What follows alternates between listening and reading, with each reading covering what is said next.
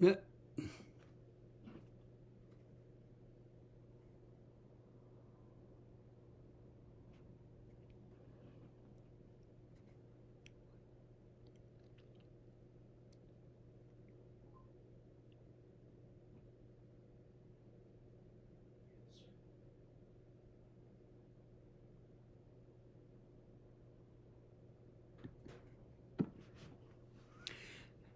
And a good evening, everyone, and welcome to Wheel People. I'm your host, Ed Lamberton, and well, it's been a long winter. Good to see you all. Hopefully, you all join in here pretty good, and we will have a busy night tonight, talking with the winner at Albany Saratoga Speedway for their grand opening for their 60th anniversary season, and as things have progressed over the winter months, it looks and sounds like Albany Saratoga is good to go for at least a couple more years anyway, with this moratorium now that the Malta Town Board has put down, at least for 6 months. So that means with the paperwork and it's, you're kind of adding another year at least.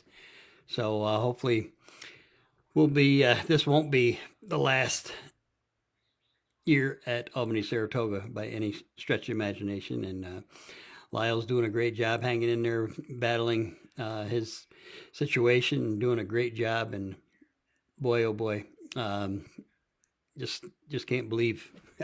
Well, I did talk to Lyle for a little bit the other day, and he said that even he's got the doctors baffled. They didn't have too great a prognosis for him, and he's amazing him and baffling when we will have Lyle on the show here. We're going to have him on tonight, but he's like to wait another week yet. Having a little bit of issues always with this whole deal.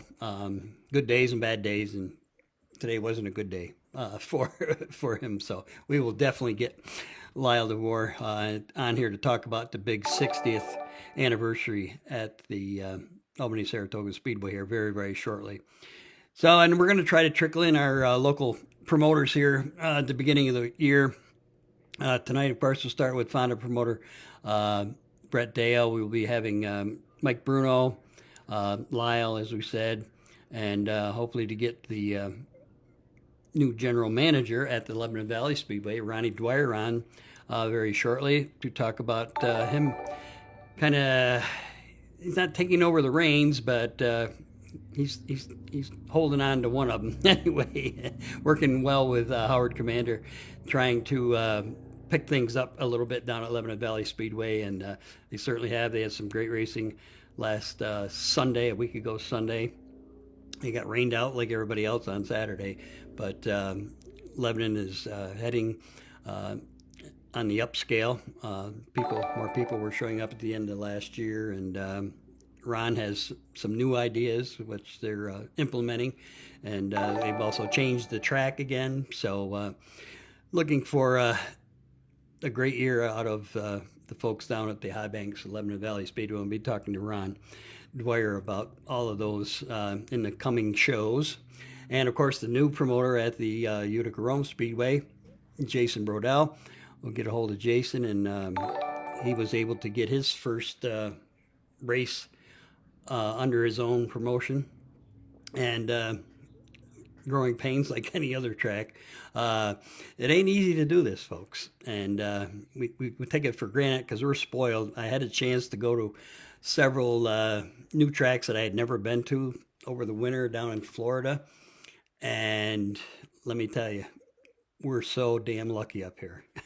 Our promoters, half of you wouldn't sit through a show down south. It's agonizing at sometimes. They don't seem to have their any big hurry to do anything down there, and your fans stay there all night. And I guess when the weather's nice, it's not so bad. But it was kind of cool down there when we were down there in February. So hopefully, hey John, I got Chris.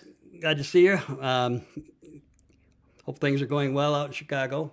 Great for you. Oh, brother-in-law Jim's with us. That's great. and all Ron and Bonnie and Donnie and all the folks signing in. So I said we'll be talking with Matt Jenzak right off or I'm sorry, LJ Lombardo. I've been talking about my guests this morning. I got my names all backwards here. LJ Lombardo, who I don't say he shocked the world, but he certainly wasn't in the top 5 pick of most anybody over at the Albany Saratoga Speedway on Friday night for the opening Super Dirt Series event. But when it was all said and done, he had the fast time of the night and ended up in victory lane at Albany Saratoga and did a hell of a job. LJ's been racing for a while. Actually took last year off and has got an interesting look at things. And we'll be talking to him about that. He says, I can't wait to talk to you on Monday about that. I asked him if he's going to be running a regular show. He said, probably not. He says, we're looking at things different here now. So it'll be interesting to talk to LJ Lombardo. Then we'll talk to Fonda's promoter, Brett Deo, who certainly had a trying year last year and working out the kinks this year. New surface to deal with at Fonda, and that'll be interesting here. We'll hopefully find out on Wednesday night, coming up here just in 2 days. So that should be really, really interesting. And then we'll close the night out with Matt Jenzak, who won the first 358 modified feature at the newly promoted Utica Rome Speedway on Friday, Friday, yes. They are running Friday, yes.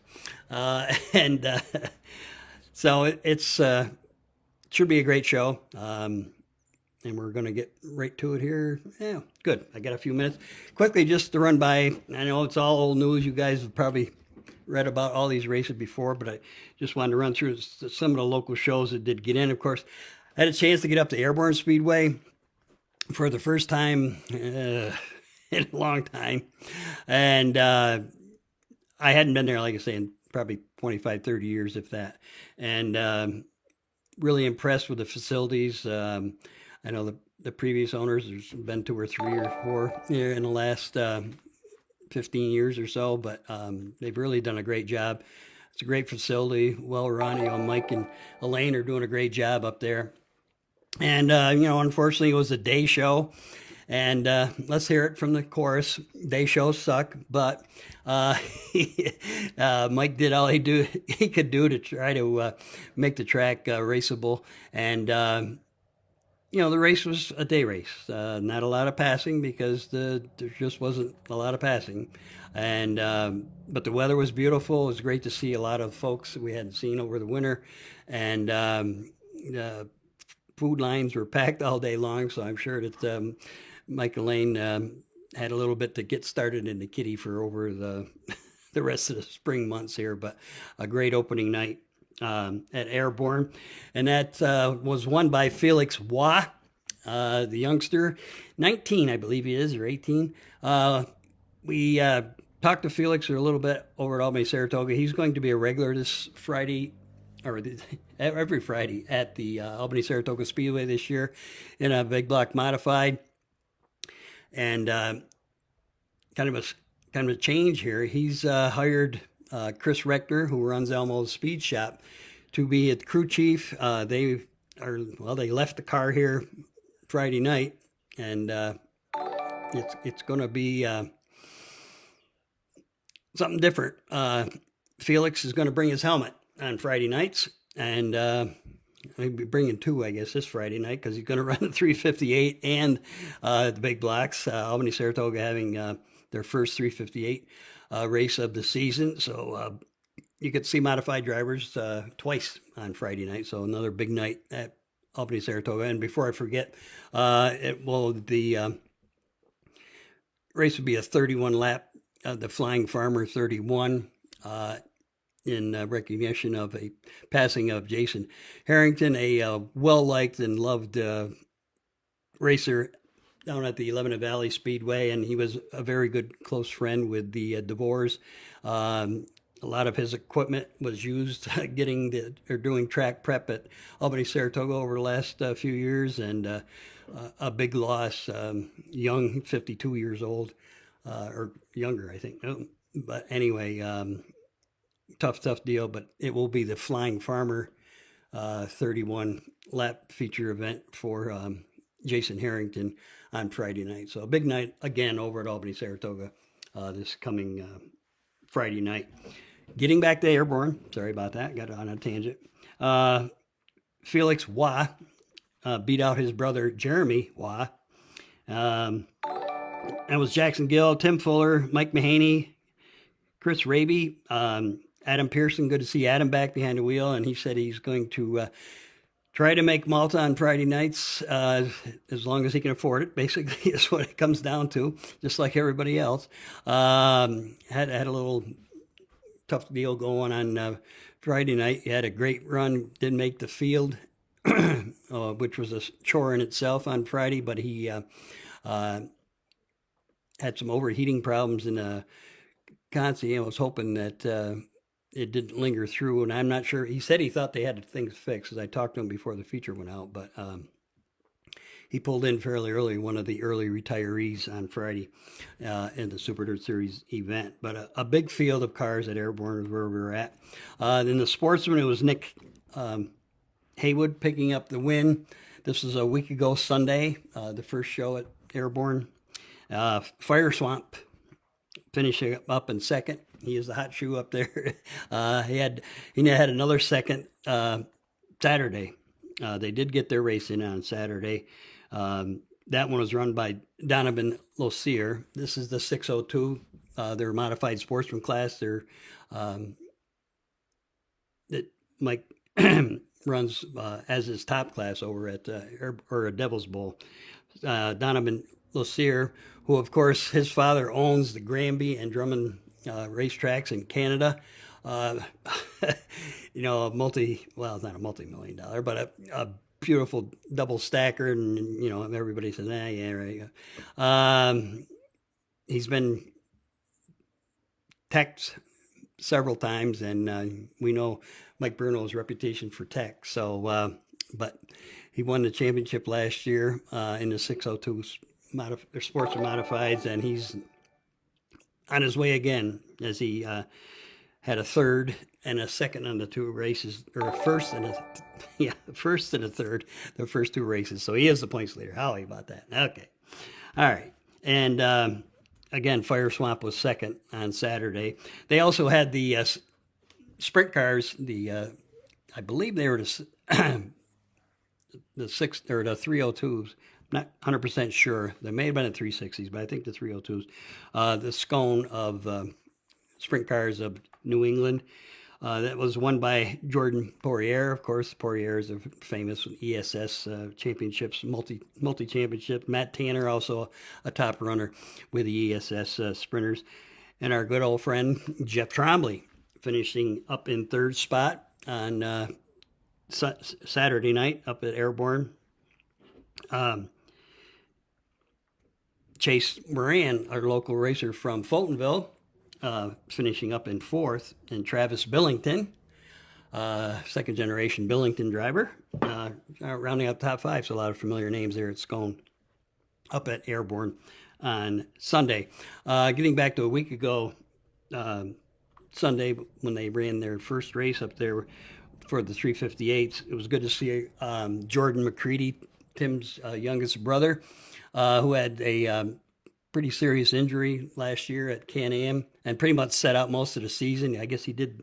I talked to him for a little bit. He said he did run a few of the shows at the end of the year last year, but went through a lot of tests and x-rays and all this other stuff. And I guess I don't know if they've really found what the issue was yet or not, but he said he was going to get back into it as much as he could. Hopefully he would be at Glenridge when they open up their season. We'll wait and see for that. But it was great to see Jordan back at behind the wheel of a race car, that's for sure. Then trying to quickly go along here up until Sunday because of the rain on the Saturday. This is a week ago, Sunday, actually, the same day that Airborne was running. The Lebanon Valley Speedway got their season done early, or started early. They trying something new, as we said, a new kind of management in tow there. So they aren't having big block modifieds until a week from Saturday yet. 358s will be there.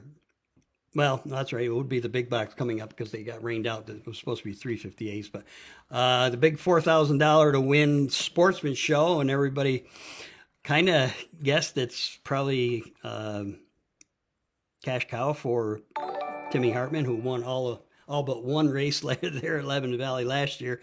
Well, he won this one. No surprise, I guess. Wasn't as easy. He started 15th and took him almost a little over halfway, and probably needed a caution, or else he might not have picked up the win, but he did, and picked up the $4,000. Mike Arnold was second. Craig Woolley was third. Connor Crane fourth. And Dylan Grogan rounding out the top five. And congratulations to Tim and all the crew again. That's, I believe, his biggest payday. You don't see a $4,000 win sportsman race other than maybe Oswego. So good for the team. Looks like they're back at it again, and see how many they can string along in this year as well.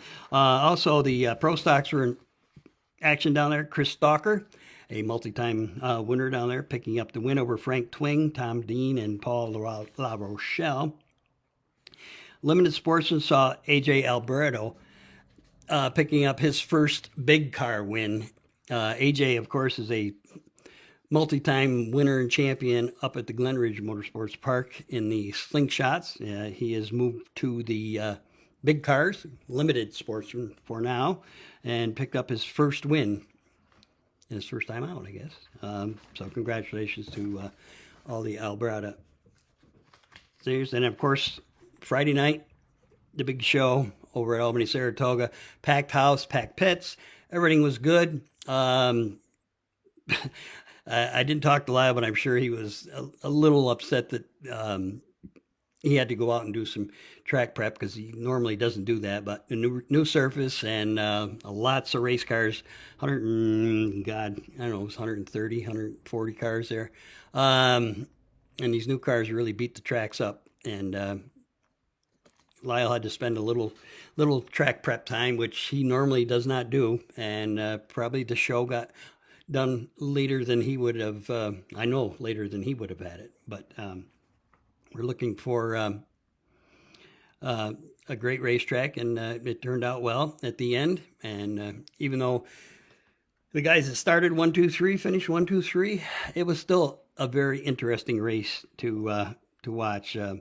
Alex Jankowski, who's, well, we all said he's coming. He's been coming for the last year and a half, and he's there now. I think he's got more seconds this season so far than anybody. He ended up second on Friday night, but he looked like he was going to be first when it was all said and done. However, a mid-race caution cost him the lead, and LJ, who got passed on the top, went past Alex on the top, and it was a great race to see if Alex was going to be able to run him down. He got up to him, but was not able to pull it off. But it was a good show all the way around. Tim Sears Jr., who is going to win a race at Malta one of these years, again on the podium, doing a great job staying up in the front all race long. Mike Mahaney, Eric Rudolph, Matt Williamson. Rare to see Matt Williamson go backwards, but he did. He went from 4th to 6th, I believe. Matt Shepard did make a move from 10th to come in 7th, but it was all LJ and Alex. They pretty much had the rest of the field covered. Oh, let's see, Ken Van Wert is in Maryland. Oh, he's on a vacation, probably buying more race cars. Okay, no. Anyway, good to see you're on board, Ken. Anyway, and the sportsman on Friday night over at Albany Saratoga was Chris Jambubiak. Yeah, I think they spelled this wrong. Jankowiak, there we go. Jankowiak over Donovan Lassier, as we said. That 61 car, if you saw that at Malta on Friday, that's the championship car from Airborne, and He also competes at Devil's Bowls. The kid is good. It's so great to see so many good um, youngsters coming along. The sport's looking good. I don't know how anybody is affording it, but so far we got a real crop of youngsters coming along, and the old guys are still hanging in there. But it's good to see these young guys moving up. Joey Scarborough finished third on Friday. Tim Hartman Jr., the defending track champion, was fourth, and Dylan Matson rounding out the top five. Strong, strong field of cars there each and every week. Chris Joviak, of course, struggled last year. He had, I think, two top fives, but he had him covered. He was gone. There was no question about that. In the pro stocks, defending champion, Bo Ballard started on the pole. End of story. We all kind of thought that, but he did have his little competitions, that's for sure. But Bo was out there and looking good. It's going to be a long season for the other pro stocks, but I know there's some good ones over there. And our good old friend Kim Duell, we're probably fourth place, fifth place car. Most say did work his way up from back of the pack. He passed a lot of cars. He did, but circumstances the last lap or two, he went from fourth to second. So congratulations, Kim. Great run. The car was looking good though. Shane Henderson, Pete Stefanski, and Brandon Eming rounding out the top five on Friday night at Albany Saratoga. Okay, we got myself into 5 minutes of our chat with LJ here, so I'll quickly go to the phone lines here and get LJ. I'll get the right person yet. I'm calling the right one. Here we go. Hello. Hello, AJ. Or LJ. My God, you got too many of these guys with initials. Let's start right there. Where did that go? Obviously, I'm sure you're not ashamed of your name, but why did LJ just came up easier? Or are you a junior or something?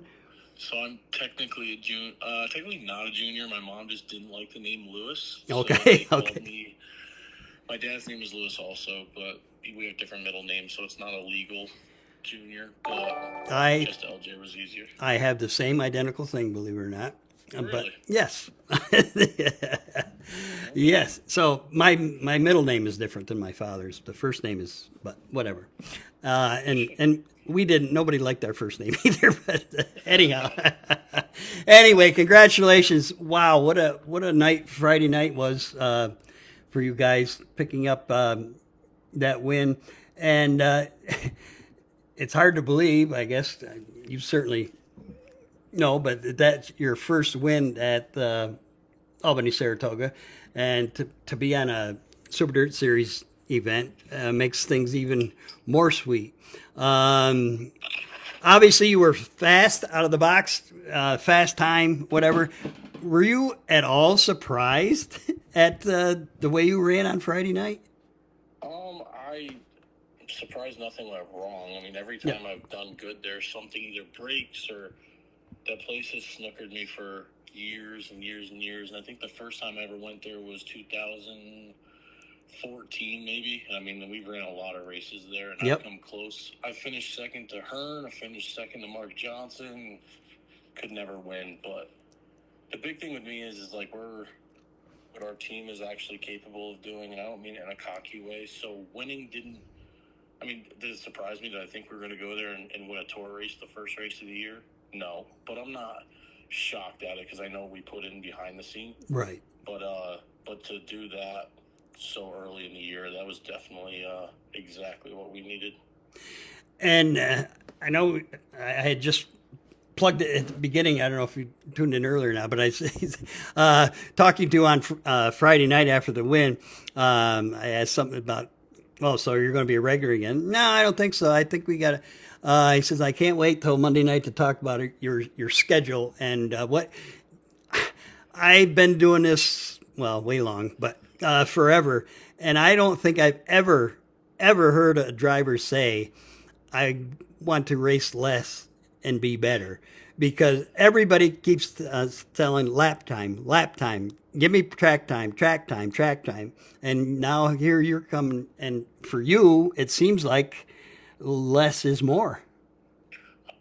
No, so I think the problem with racing so much is in 2021, I think I ran a total of 70 something or 80 something races, and you get in this repetitive mode where in the back of your mind you think you know one certain thing that works, so you don't want to get so far off the beating path, and you could be a consistent fifth place runner where if you take a step back and take a little time off, you can maybe figure out the things you need to get, 4 positions better and to be a consistent, top runner. But me taking time off last year made me realize a lot about the technology side of this and the shocks, suspension, even just the way these cars are built. I mean, I've always built my own race cars, but to take time off to realize what these guys are doing to get faster, it showed like tremendously. I mean, we built 6, we're on our 7th build right now in our shop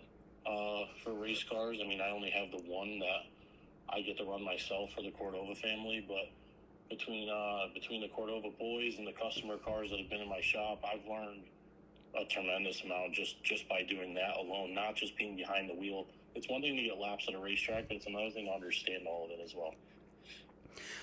So you think that you get, I'm not trying to put words in your mouth, you kind of explained it all anyway, but so you're saying that you get in a groove, and I mean, everybody's told me, and we say it on the show here for last 2 years or 3 years or 4 years or whatever it is, since this uh, new generation coilovers and all this other stuff has come in, that these cars are so finicky. You can be dead on one week and the next week with the same identical settings be off by a little, and you can't be off by any anymore because everybody is that close. But so you were saying you kind of worked within a finite uh, setting and tuning, and we're afraid to go over it. And I've had guys that say, we're so bad we just threw the kitchen sink on it, went it, and most of them say, nah, that's not the right way to do it either. So no, of course. The big thing is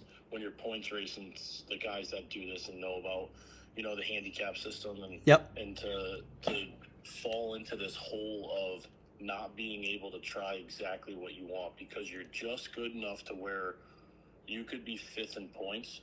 You're not going to make a whole new left rear shock build for a feature when you're 5th in points and you need to beat, these certain guys that night that might be fast.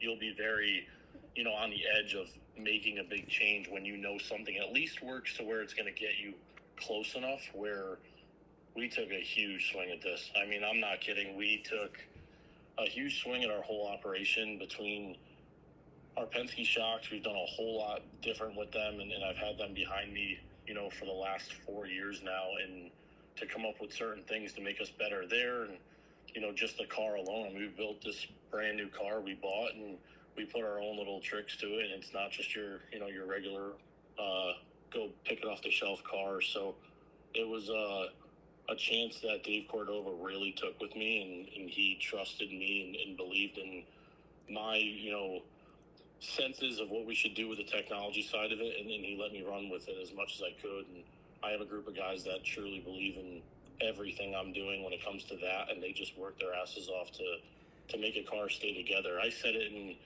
probably 15 different interviews already, where to beat the cushion down like I did, not have a car fall apart, that just shows right there what kind of team I actually have, and the equipment we have, and everything's updated, and everything just came together in one single night. Yeah, well, it's kind of hard to see from the stand some night. It depends. I was down in the pit stand, so I could see you guys running the top through 3 and 4, and it looked like it was pretty bouncy up there.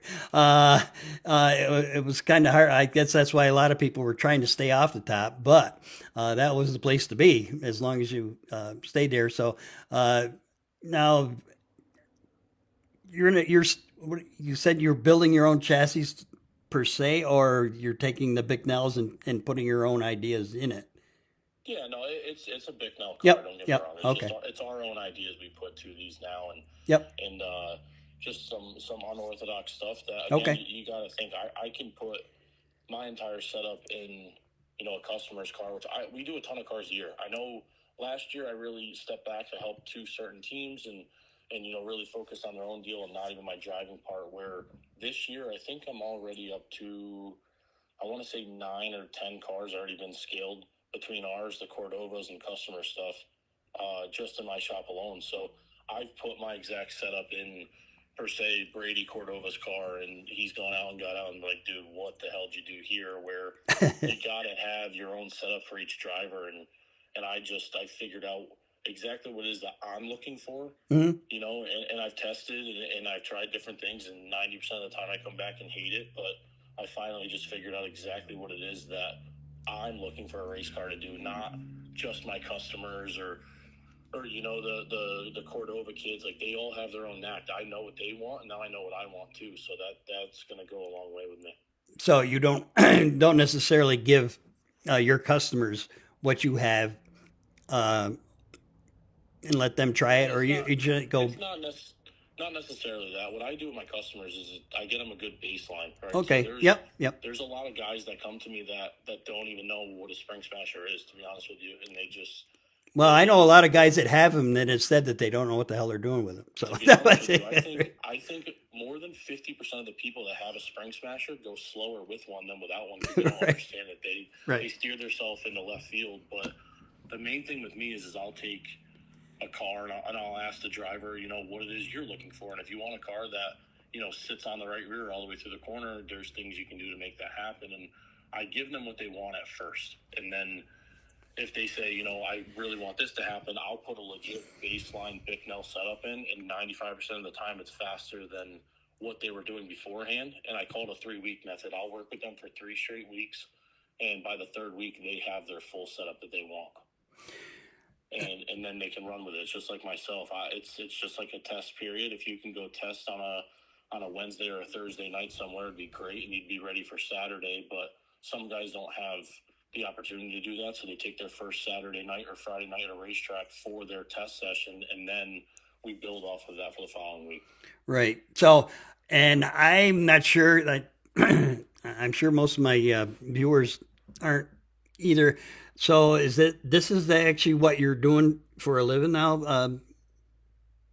Yep. Is Yeah, okay. no, You have been doing this I now for have the my last. own shop here. Yep. I work with the Cordova family, and we build all of their cars in house in my shop, and all Dave's stuff is staying Mm-hmm. in my race shop, and that's the main priority, is to have the whole Cordova team as a whole, between the boys' cars, my own car, and all that stuff is my full-time job. And Okay. I take on the customer work on top of that. So any free moment I have, I don't know what free time is. It's a big problem in my life. I work a lot, and I really try to go the extra mile with everything I do. So the little bit of free time I do have, I'll sneak a few extra customer cars in, or get them shocks, and we rebuild parts. I mean, it's literally a one-stop shop of what we're doing now, and it's really taken off the last couple of years. I was going to say, so how long have you been doing this, AJ? I quit my job in 2020. Okay. And then I raced full time 2021 to 2023, and then after we won the small block championship at Lebanon Valley, I took 2024 off, in a sense. I raced, I think, a total of 4 times. Okay. And, I got a good union job, and things went, the way that they should, to fall in my wheelhouse for racing, and I decided to just stick it out and really start my own deal on the side. And between the middle of last year to the end of the season, I was, trying to build brand new race cars in my shop, and I just thought to myself, why am I not doing this? And I have the means to do it with the people and the good customers that I've had. And, Yep. Anyone can go down the road and get a job any day of the week. It's just when you have the success with customers like we have had, I just figured, why not just do it full time? Cool. Well, that's great. I remember talking to you with my good friend John Stanley. We were down in Florida, or well, it must have been about 2 years ago, I guess. You were running and you were kind of talking about this whole thing. That's where somehow or other I got in this whole cross deal in my mind that you were renting and leasing cars out, and but this makes more sense. Yes. Okay. Anyway. So we definitely we Right. definitely were at the time. I had Okay. a business partner that we were gonna get this whole deal up and running and start renting out race cars, and Yep. it was one of those unfortunate racing deals where you blink and everything washes away, and you Yep. just kind of a deal where I got left out on an island and fell on Oh, my okay. face, but we Okay. but we rebuilt, and I have a lot of guys, and that's something I really want to talk about. Is I have a lot of guys that never turn their back on me, and Yep. I listen, in racing. There's people that do come and go, and you try to be as respectful Oh, as you can absolutely. Yes. with certain people and certain sponsors and stuff. But I have a core group of guys that I'm telling you, they started with me, and there's no turning their back. I mean, there's a group of 5 or 6 of us that have been here, from the start. And a couple of my guys, I mean, one of my main guys, Matt, didn't even know what a dirt modified was before he helped me. And we train these guys to work the correct way and to work in an efficient way. And man, I have a pretty kick-ass group of guys. Well, you certainly have a kick-ass group on Friday night. That's for damn sure. Yeah, it's going to be a shame. Now, you're almost a total.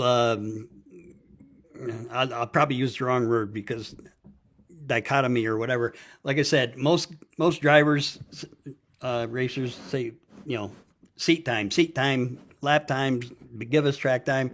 You're saying maybe not so much, and also you not saying you're a one uh, track pony, but you basically most of your stuff is done at Lebanon Valley, and that is a one-off deal. Usually, if you can run good at the Valley, you can run good at the Valley, and well, Oswego and or some of the big tracks in Port Royal or maybe, but it's hard to transfer what is good at the Valley to what was good at about any place else, and you seem to be doing that. No, that's the main thing here too. So even to bring up the Cordova family, like Dave and I talked this year that we're gonna get Brady on the road as much as we possibly can, because I'm gonna be honest with you, you learn bad habits at Lebanon Valley. It's fun, it's fast, there's good competition there, but it's unorthodox to every Yes, racetrack in the Northeast. that's And what they're. there's literally, you take your notebook from Lebanon Valley and you leave it at your shop when you go anywhere else. And I'm not kidding when I say that.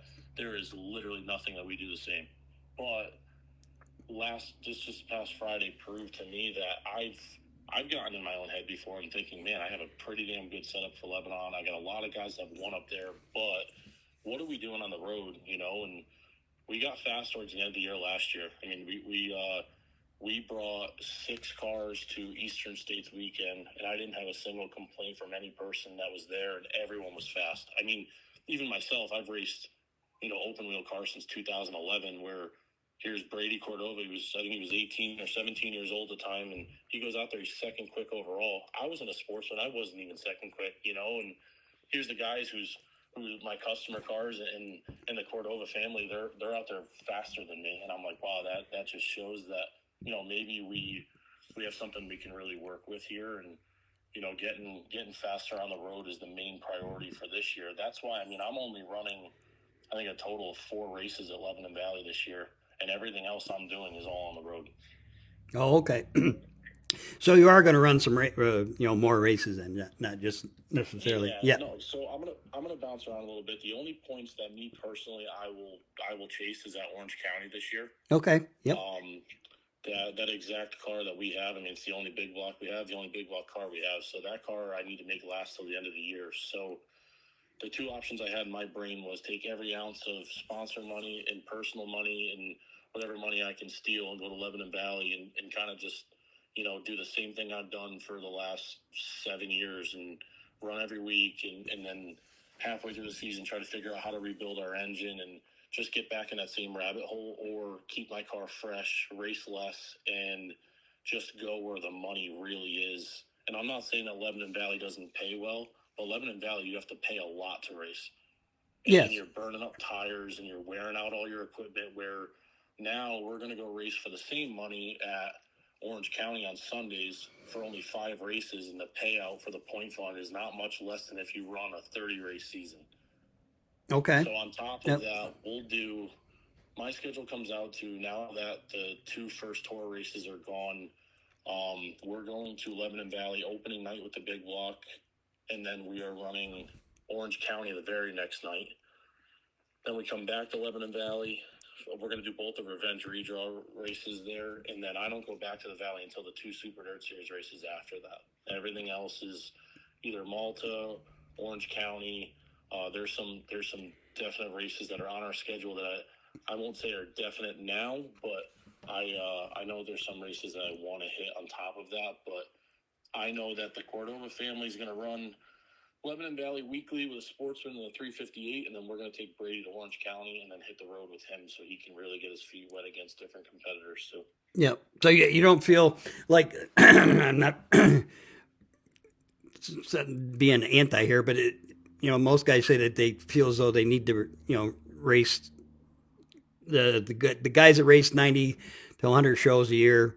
Obviously, most of them are doing it for a living, so they gotta do it. But you don't think you get rusty if you're only, well, it sounds like you're still probably going to be running one night a week, maybe. Yeah, I mean, there's going to be some times where I'll have a whole month off. Okay, all I'll right. run a total of probably, let's say 20 races, maybe 25. Okay. Depending on the big stuff at the end of the year.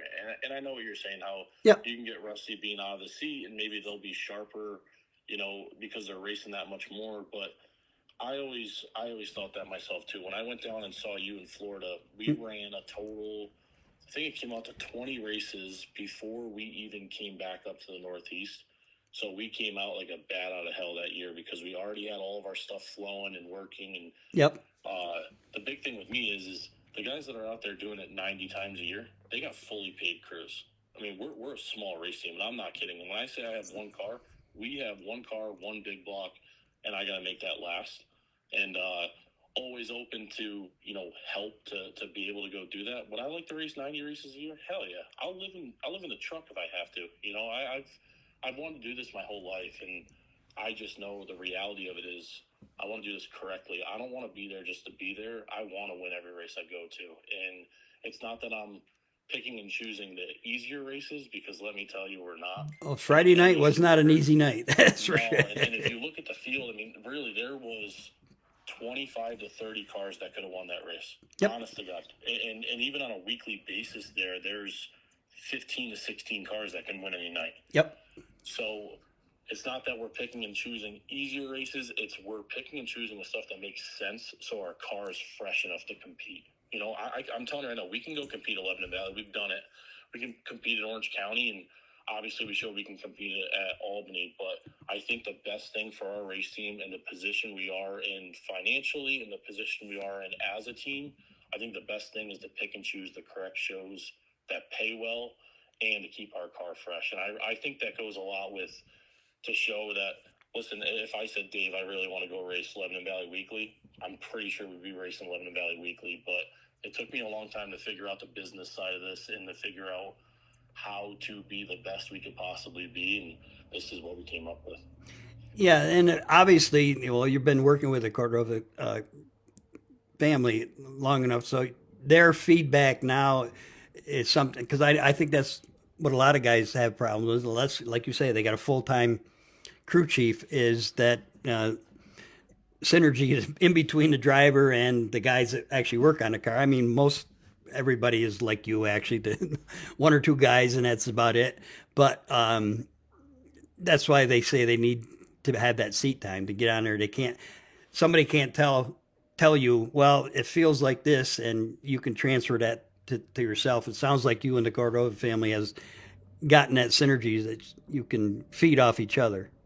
Of course. No, and we really did. I mean, I've worked with a lot of different drivers, and I've raced for different teams, and I'm telling you, I've never been a part of a family that it clicks so well, and the biggest thing that I've talked about this multiple times, and the biggest thing is the trust they have for us. It's not just me alone. I mean, you got to think Brady's 18, Cody's 17, and Dave leaves his cars right in my shop. So I'm pretty sure he's going to have to trust us and our whole race team to build all this stuff. I mean, there's still kids getting in these cars, and that goes a long way with me.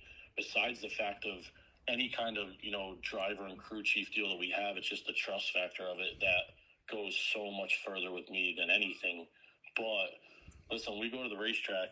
Brady's going to get out of the car, and Dave will tell you this. It's go talk to LJ, because I understand it. I know what he's feeling when he talks to me, where Dave's never ran these, just like my dad never ran these cars. And he realizes that, and he knows that the best position any of us could be in is to have that one-on-one connection where Brady will tell me what he feels like he needs, and I'll tell him what I think, and him and I work so good together. And same thing with me and Cody. I mean, we're clicking on all 8 cylinders, and they're one race in and I'm one race in. So this, to me, is going to be a pretty stellar year for that whole race team. Yeah, LJ, getting back to Lebanon Valley for a second. I know you're saying, and everybody's said exactly what you said over the years. That, it's a one-off as far as setup goes, and also it's expensive to run there because you need all the power you can possibly afford. But do you think, and that's hard because I guess you didn't race there last year at all, but the Cordova family did. Do you think that the changes they have made to the track has helped cut down on that expense to a certain extent? That maybe the track you can run on the bottom now, so you don't need all the horsepower. You still think that's still a big factor there? I would think, just because of the long straightaways. I guess I think the big thing is the only, and I'm not saying they should do this, because listen, the high banks have their own trait there, and they have their own people that go to it, and I'm not knocking the racetrack at all, but the only way to bring the cost down on that place is to make it dead slick and slow it way down or shorten the racetrack. Because I'll be honest with you, my engine Friday night is a powerhouse Billy the Kid motor, and I mean like the powerhouse. That motor I would take and go to Syracuse with, and I didn't detune it. I didn't do anything fancy to go to Malta. We ran our Lebanon Valley engine at Malta, and let me tell you, that thing was hammered down. I would love to know exactly how much strain it put on the engine. It's hard to tell, but I would love to know how much strain it put on the engine compared to Lebanon Valley, because the track was so hammered down on the top. Mm-hmm. But comparing apples to apples, there's no way to get around it. You have to have, you got to have 2 engines around Lebanon Valley. Everyone knows that. We would run, when I ran for the Snap-on team, we'd run until the middle of July, and the motor would come back and either get freshened from Billy or a fresh one would go in. And I don't have means to that. I right. Yeah. My dad owns the engine that's in this car, and I'm dumping every single dime I have into this thing, and I know just physically can't do it. So I think the way to bring the cost down with that place, they would get more cars if they did, and it's always been talked about. And I think they need to, they got to do something to slow the place down, so you don't need a $60,000 engine to even finish in the top 10, to be honest with you. Right. Well, I heard the latest figures now. We're 65 and up now. But anyway, it's just, yeah, and that's why I say I don't know. Well, we're going to talk to a promoter here in a few moments to see. Well, we know what his theory is on some of them, but it's different than the deal. But I don't know this. And you have run the 358s too. I know. I'm old, way older than you are, and I've seen it. I think this is like the third reincarnation of the 358 as the motor that we all should have again. From your perspective, obviously you have a big block, and that's what your program is doing on. Of course, the kids aren't, but do you think that the 358s can help guys like yourself keep going? Yeah, I mean, honestly, yeah. I think the big thing with me is I don't know, man. I'm a big block lover. Okay, yeah. If you could take the expense away from it, yes. I don't care what anyone says. I've driven all different types of stuff. I've raced the Chili Bowl. I've ran sprint cars. I've ran, just about any you could possibly have a motor. And at this point, I'm trying to jump in everything to see how everything feels. But let me tell you, nothing feels like a big block modified. There's no. I know the power to weight in a national midget car is way better than a big block, but when you tighten your seatbelts and you stomp the gas pedal and you let off the gas and you have to tighten your seatbelts up again, you had some power.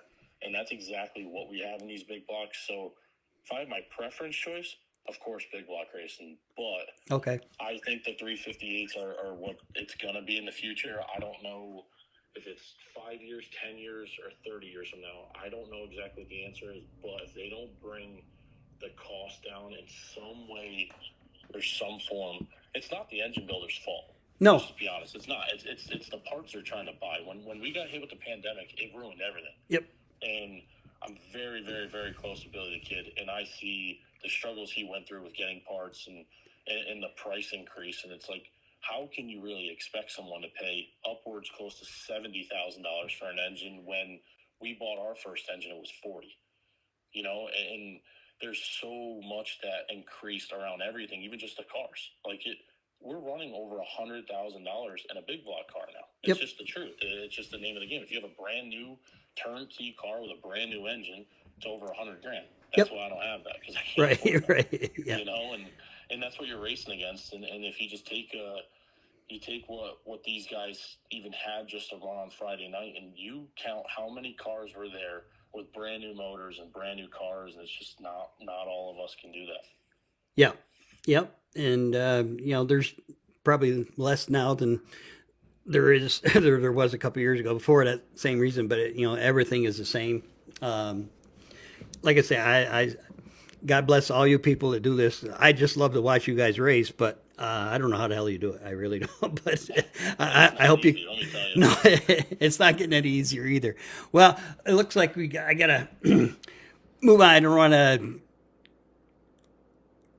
have too many people waiting backed up here. But I appreciate, and I just there's so much more. We'll definitely get you back on again here before well, certainly before the season's over, but probably the next time you pop into Victory Lane somewhere. Well, I hope I'm But talking to you in a couple of weeks. there's I mean, good. There you go. I kind of need it. Yes. Yeah, that 75's probably was spent before you got it, but yes. Yeah, no, that 75 was That helps. definitely gone. Yeah. Yeah. No, but I appreciate you doing this, and I just want to just say thank you to everybody that made this possible. And I got a lot of really, really good supporters behind me that never gave up on me, and they believe in what we're doing. So they deserve this just as much as I do. And anybody that's maybe looking for a little help, you may be. Well, I mean, you're looking for help yourself, but I mean, somebody, you're able to sneak a few more customers in if you keep winning like this, and you're gonna have people knocking your door down. No, I believe it or not, I just scheduled 3 more people just for Perfect. this week and the beginning of next week to Perfect. come in and get their cars squared up. So anyone that needs that, I got a Facebook page, and people know how to get a hold of me. I mean, if Yep. they need help with anything, I'm always around. Well, great. And again, congratulate you and your whoever they are, all your crew. Like I know you said you're kind of a one-man band, but you do have help. Did the kids help on the car? Absolutely. They're let me tell you, they're brought up the right way, these kids, and I come from a family where tough love is definitely a thing, and these kids know that, they both gotten, shitty accidents the first night that they were there, and they're right there to work on their cars. They know that they're gonna, as much as we're all gonna help them, they want to learn on top of all of it, and they're gonna work. Well, that's a they're good. There every second they can. They're there. Yeah, because that's the biggest complaint I hear, and I'm sure all even the drivers think, or that these younger guys coming up through. And like I say, God bless them. There's that the young kids, we need them, that's for sure. Have no respect, and a lot of them. I was talking to several old veterans, and I won't mention any names, but they say, these kids, they don't have any respect, and they also don't do any work on the cars. They have no deal. One guy said one didn't know a hammer from a wrench, and I'm sure there's some of them out there. Daddy's got a big. Sure. I've been around some of my life, but yeah. Tell you, these kids are. It's just like this. I mean, and Cody got a wreck and tore his car up pretty good on Sunday, and Monday morning he was at my shop. He was beating out panels. I didn't even get the panels washed yet. He was already beating them out, and he was getting right after it. Great. I mean, you got to think too. These kids are in school, and they both work, and Yep. they make the time to come down and get the stuff done that they have to get done. Super. Well, again, always great to talk to you, LJ, and I'll try to keep getting that straight. LJ. I don't know where I keep getting that, but anyway, keep going here. And then Chris, or our good friend Mike Warren, has always got his CG Maury. Oh, yeah. Now he has a LJ. So I love it. yeah, so it's all great. And again, congratulations, and keep up the good work. And I'm sure we'll be talking to you down the road. Absolutely. Sounds good. Thank you very much for everything. Thank you. All right. Good night. Alrighty. Oh, now we're getting behind as we normally do here. Let's keep on going along here. Hopefully we get the... Hey, Ed. Hello, Brett. Oh. I was sorry. I was listening to your show. I had to switch over. Oh, no. Sorry. Now, well, like always, we're running late. That's all right. I'd be I was listening to LJ, actually. I'd be a poor promoter because I drag things out too long here. But anyhow, well, winter's over. We're into a new year. We'll put last year behind and move along. I'm sure. First off, I think it sounds weird, but and I hope you don't take this the wrong way, but I think the best thing that happened to you was having the folks take over Utica Rome and easy. Yeah, I signed the front twice and the back 3 times just to make sure that we're making it up. That's a tough deal. Yeah. And, you and I have talked about it on the show. And you go back and you look at the book Fonda, and you see promoters there for 17 years. You have Rick Lucia's and the companies, and you go to Utica, and it's been a 2 to 3 year story for the better part of the place's existence. It's a tough deal, and I did 4 years there of community service, and it was my time to move on. But it's tough there, and Glenn Donnelly and I were sitting in the tower at Fonda in Term 1 the night that we had Dave Lapes, the Twin 22s, the last ones that Dave was able to be there, and Glenn told me at that time, he said, you want, when he was promoting Dirt Week, you wanted Rolling Wheels, you wanted Fonda, you wanted the Syracuse Mile, and you wanted Orange County. And I said, why do you say that? And he said, well, I would look at the Super Dirt Week tickets and look at the zip codes of where people were buying. Yep. And he said, those areas have the hardcore race fans that are going to travel and come to the races. And I said, well, what do you think of Utica? And he shook his head. And I'll never forget that conversation because, obviously Glenn's knowledge is more than you and I combined and probably everybody else, Yep. It was just a really fascinating way for him to look at the places in the area where there were race fans. And if you really look at, Orange County's only racing 5 times a year, but when they open, they've been very successful. You look at Land of Legends, they're still doing well, and that's in that area with Rolling Wheels. And, obviously Fonda's still doing really well, even with the tough year that we had. So what Glenn said that night really makes a lot of sense. And, I think he probably nailed it, when you really look at the whole landscape of what's left in modified racing now. Yeah, and it brings up, I don't know if I've asked you this before, but I've asked other promoters.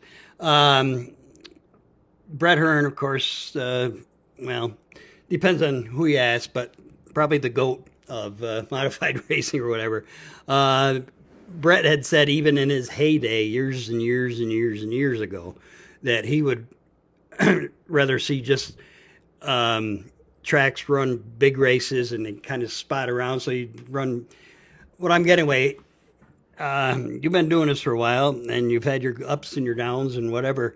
Cut a local track or a track like Fonda or any track around here that runs weekly. Could they survive on like specials only, like every other week or once? I think you need, to make that work, you need a track close to you that still runs weekly. When we had our best times at Georgetown, we were only racing 6 times a year. Mm-hmm. And every time that we opened, it was a big event and people wanted to be there.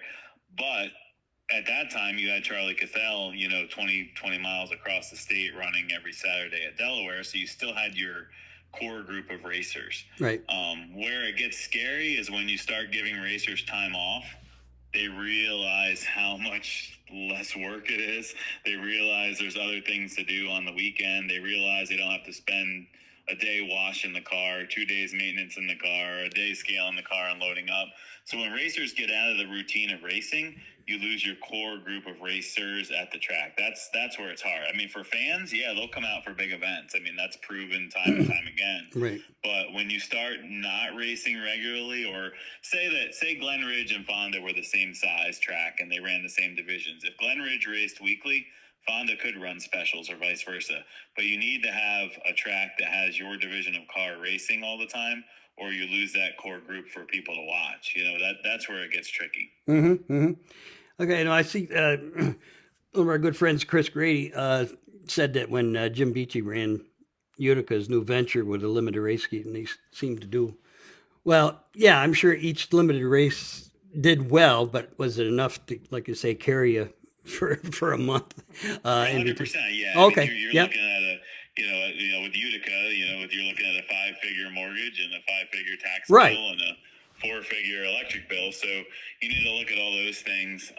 We had some success at big races for sure. We had some big races that weren't that great. And the nice thing we have at Fonda is we have a very good core of fans and a very good core of racers. So even on a bad weekly race, you're still not shooting yourself in the foot. And, right.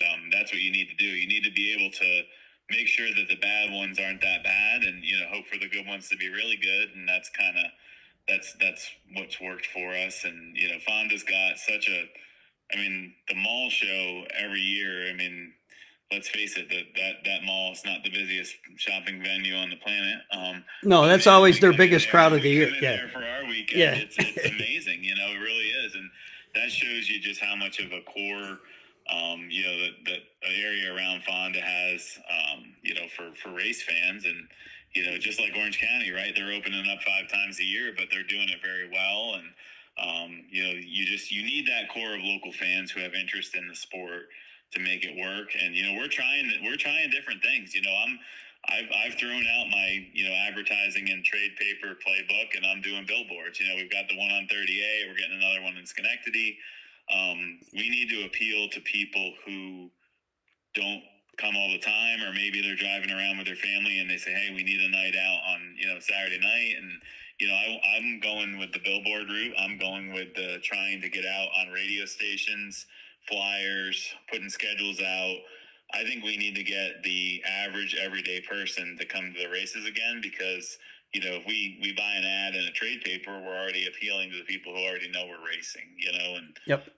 We need to get out to the local people and make that work. And I think some of the stuff that we've been doing with putting schedules out and connecting with local businesses and doing the billboards, like, that's where we need to be. We need to get everyday people back out to the races, because even if we're $20, we're still, I went to Popeyes on the Thruway the other day. I got rice and beans, chicken, and a soda. It was $22.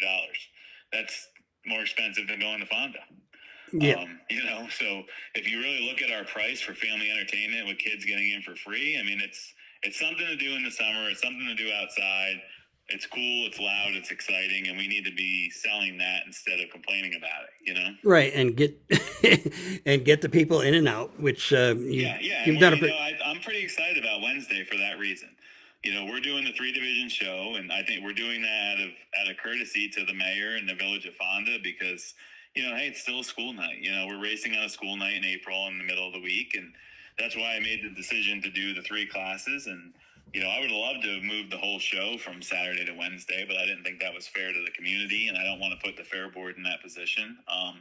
So we're going to keep it a shorter show, and I honestly think we could do really well with some new fans on Wednesday, because the weather's going to be beautiful. It's going to be 65 degrees. Everybody's been cooped up for 5 months, miserable in their houses. Yep. And here's a chance to come out and do something cool for a couple hours, and hey, maybe we will get some new people in. And I think that's it's, at least we had to take the shot to do it. Now, speaking about that Wednesday, obviously, you like everybody else, because I've already heard a bunch of people, and you probably do. What the hell is he nuts trying to run on a Wednesday night with a, that's a pretty powerful show to start with, but I'm hoping that Flo certainly has got a big part in this whole thing, as far as that part goes. But it is kind of a crapshoot. But you really need. It was a gamble, but on the other hand, there hasn't been a whole ton of racing. I mean, Malta Right. got in last week. Lebanon had their Yep. one event. The weather's going to be perfect. Yep. There are some school districts. I mean, not Fonda Fultonville, but there are some school districts that are off this week. Oh, that's right. Yep, that's right too. Yep. And you really look at, the one thing that we're blessed with at Fonda is we have fans from Albany, Saratoga. We have fans from Lebanon. We have fans from Glen Ridge. We have, even Orange County's group down there at Court. They're all within 2 hours. So you have so many more fans within a radius that you can still get them home at a reasonable time during the week. So, that, and then the other thing is you start to pick up some different drivers as well. I know Mark Johnson posted he's coming, Parego's coming. Cool. I've had some people, message me about the purse and stuff. And, Yep. if you pick up some extra drivers, and then, I mean, I hate to be gloom and doom, but if you look at the weekend forecast, that looks pretty rough. Yeah, it does. Well. Yep. So, you've got people that are itching to get to a race. Here's a beautiful 65-degree sunny day. Yep. And your weekend tracks are going to be threatened again by weather. I mean, here's your chance to get out, put your butt on a board and be there. And, I've done this before, I've taken chances before. And, I feel like last year, we had to take almost a month off with the track, getting all that. And we kind of let our season pass holders down a little bit. And I wanted to make sure that we weren't going to come out on the box, this year doing the same thing. Like, I want to show them that we're going to make sure that, we're making their season pass worthwhile and making sure that we show our racers that, hey, we're going to do what we can to get these races in at Fonda. And, obviously we have partnerships with Flow and the Ag Society and, our sponsors and everybody. I mean, it's our responsibility to race. And, would I do this if it was a regular Saturday night in July? Absolutely not. But being the jumping jack race, being opening day, I mean, I was looking at my phone Saturday when I made this decision, knowing that Wednesday was going to be the nicest day of the week. That's why we picked it. Yep. All those things lead us into it. And of course, Flow.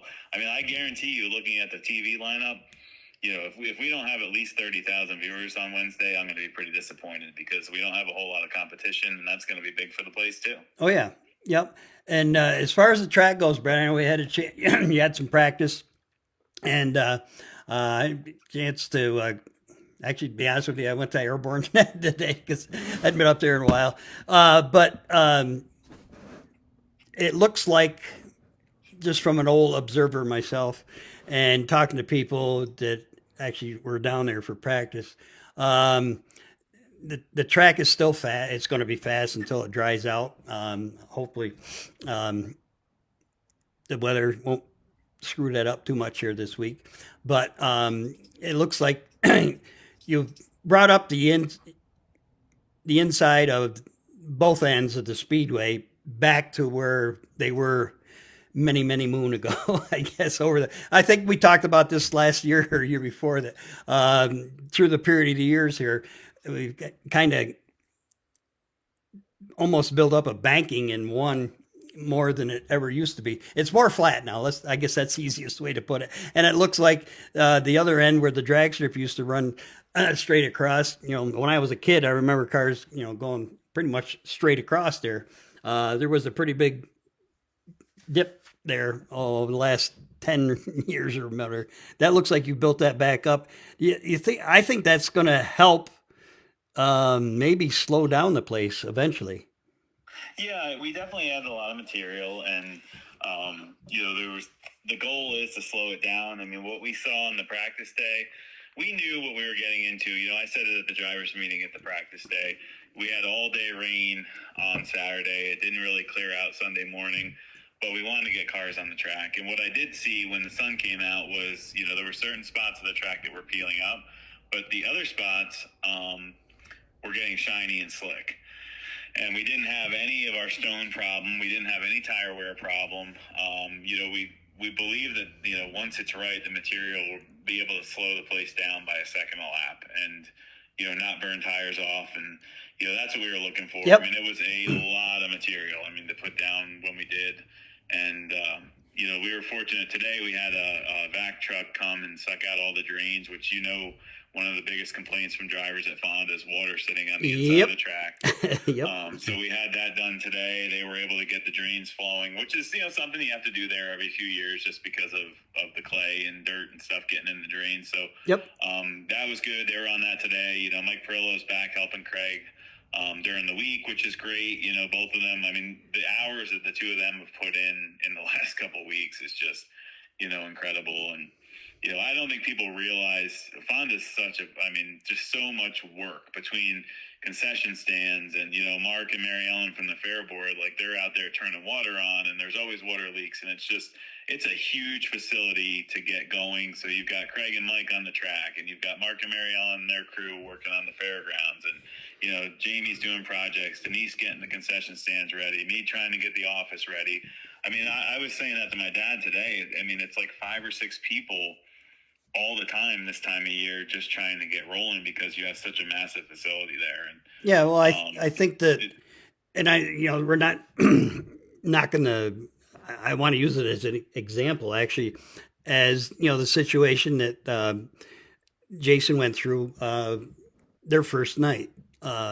It takes it takes a village, I guess, and you don't realize until our team, every team of officials at every short tracker series is going to get have their nights where they drop the ball. And I feel like from 2019 to now and doing all the races on the series and everything that we've done, we have a really good team. And I think the absence of our team sometimes shows our value. And obviously Friday/Saturday was a tough deal for them to get started. But that you don't realize how many details, and even people who are close to me don't even realize half of what I do because I'm crazy enough to get up at 4:30 in the morning and do it before 8 a.m. Right. But there's just but just to think of startup change.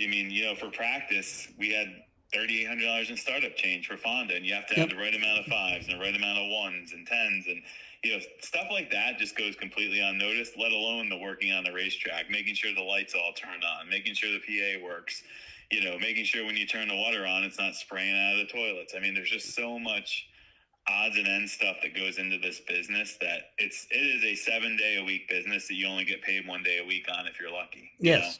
That's just the nature of our business. Right. And, I'm very, very lucky that I'm on my 18th year of doing this, and I'm on 7 years being at Fonda, and we have a lot of great people around me who are very loyal to me and our program, and it makes it look easy. And I had somebody at Georgetown call me after opening night that's been there for me and various promoters and said, Brett, you make it look very easy. And I think sometimes people forget that because when we aren't there and somebody else opens, maybe it's not as easy as you think it was. Yeah, well, I'm sure you had some conversations with your former your former announcer and co-worker there, Chris, after his first night at New Egypt, because again, you never know what you're going to get, but he had a temperature drop of like 40 degrees. Yeah, I think, Chris did a good job. Yeah. Chris is in the position that I was when I was at Afton in 2006. Yeah, right. He's young and he was fortunate. He had really good weather. Yep. And he had Dirt Car there with their group and same deal. They're obviously our competitors, but they're the same as us. They have a good group of people who go from track to track, and they know how to run a show. And Chris was fortunate to have their help in his first race, and Chris and I have talked quite, 2-3 times a week, every week, and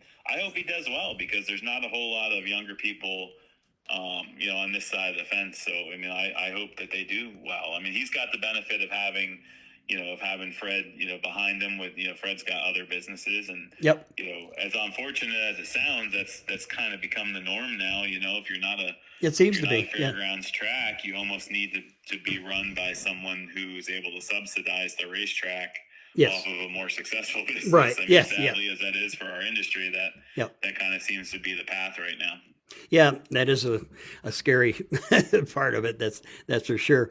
But I know everybody that I have talked to that did practice the other day, last week, said that I think the biggest comment was, and you know this now, but after last year's problems there, but it's clay. It's clay. So that's all good. That's all good. Yeah, it's definitely great material. Yeah. And, I mean, I'm pretty excited to see how it races. It's what we needed there, and I mean, there's a lot of it, as you saw. You can judge by Yep. the way that the track lines up with the infield and stuff like that, and it's good material. We just got to get through spring, and fortunately, looking at the weather forecast for tonight, it's kind of dropped down to a quarter inch or less.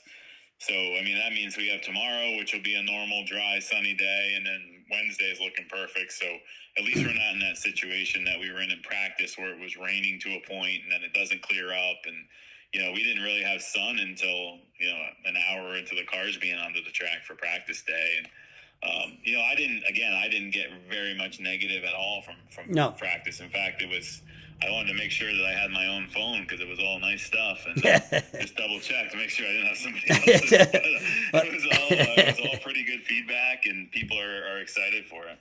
Yeah, I guess the only time I heard negative was it's too damn fast yet.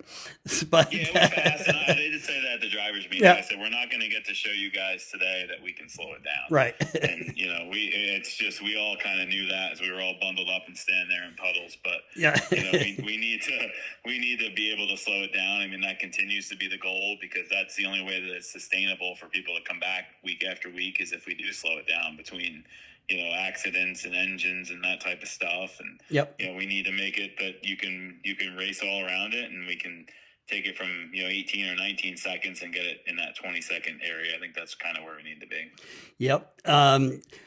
Also, there was a couple of guys that said that did you move the barriers out coming off 4?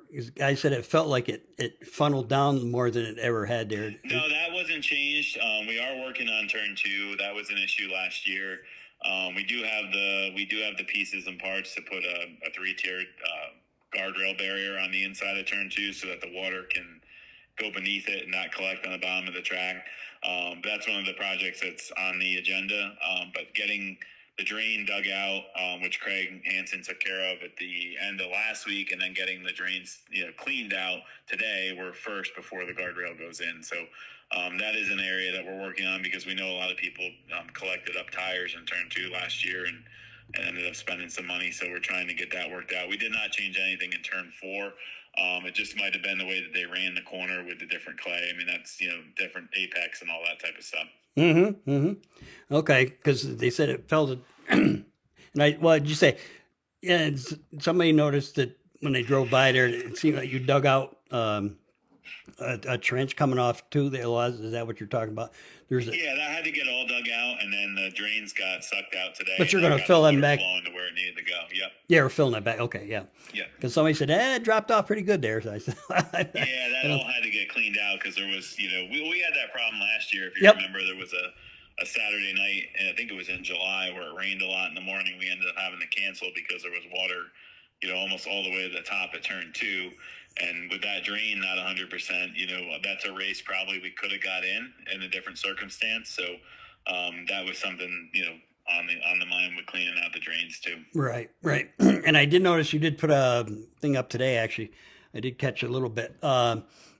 If anybody's you still got and I was going to ask you about that before because I used to go up there years ago.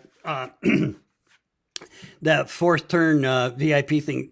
You normally have that pretty much full during the year? We have one more week for the entire season. Oh, great. Okay. Open.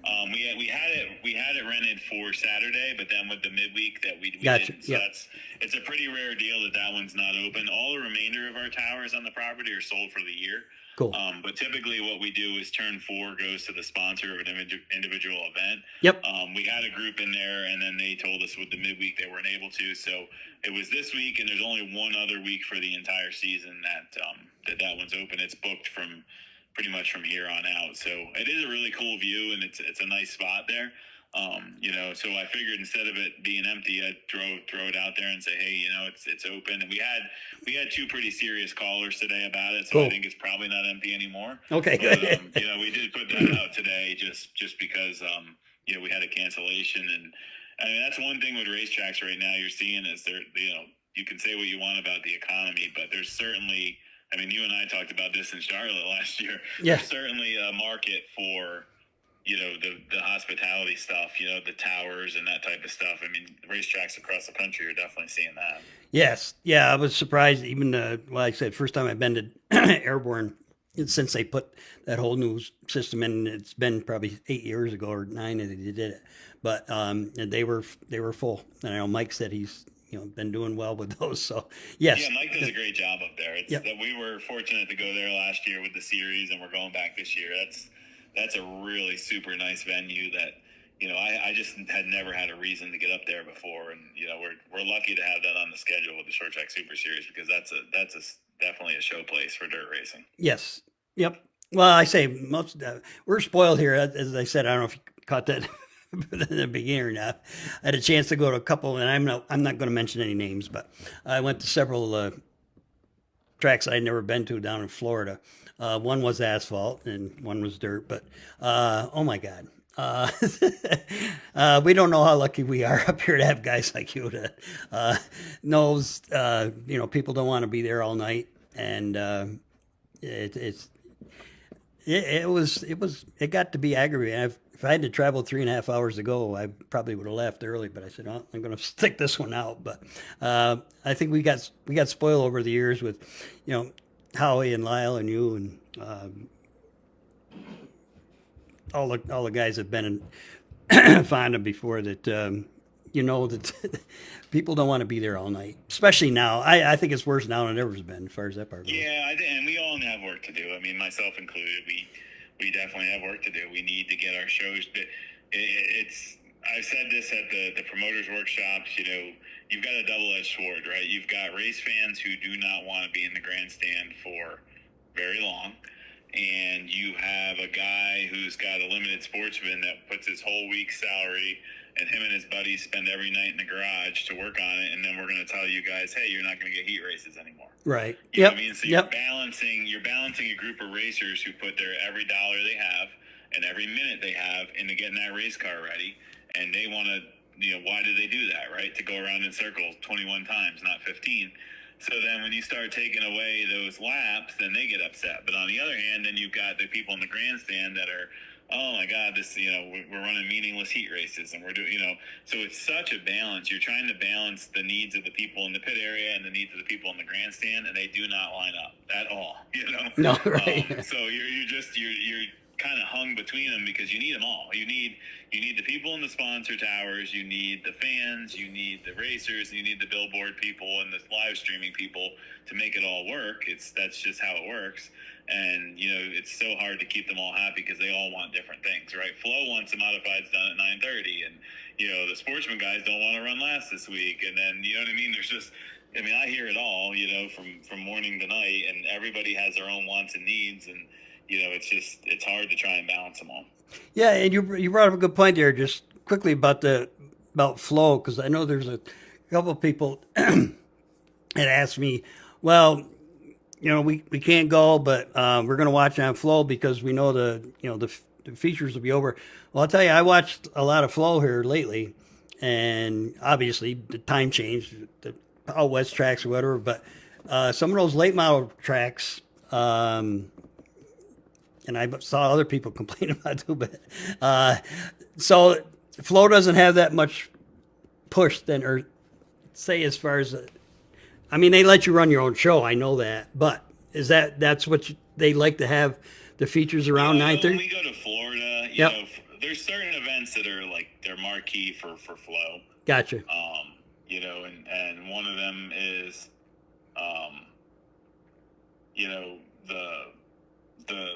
the big races, they want to be done at 9:30. They want to be, obviously they can't control every every weekend's race, across the country, when they buy the rights to our stuff, it's no different than Dirt Vision or, Race On down in Texas or Yep. whatever, so you look at all those, they really can't tell you how to run your show. I mean, obviously for certain events like the Flow Night in America, the High Limit, when we go to Florida, those type of high end events, they obviously can tell us they'd like to see us done by 9:30. Right. I don't think there's any way that the streaming partner can control, short tracks across America as far as what time they get done. I think High Limit does a really good job. I mean, I think the Night in America, they do a good job with getting done at certain times, but they also don't have a whole lot of support classes, and Yep.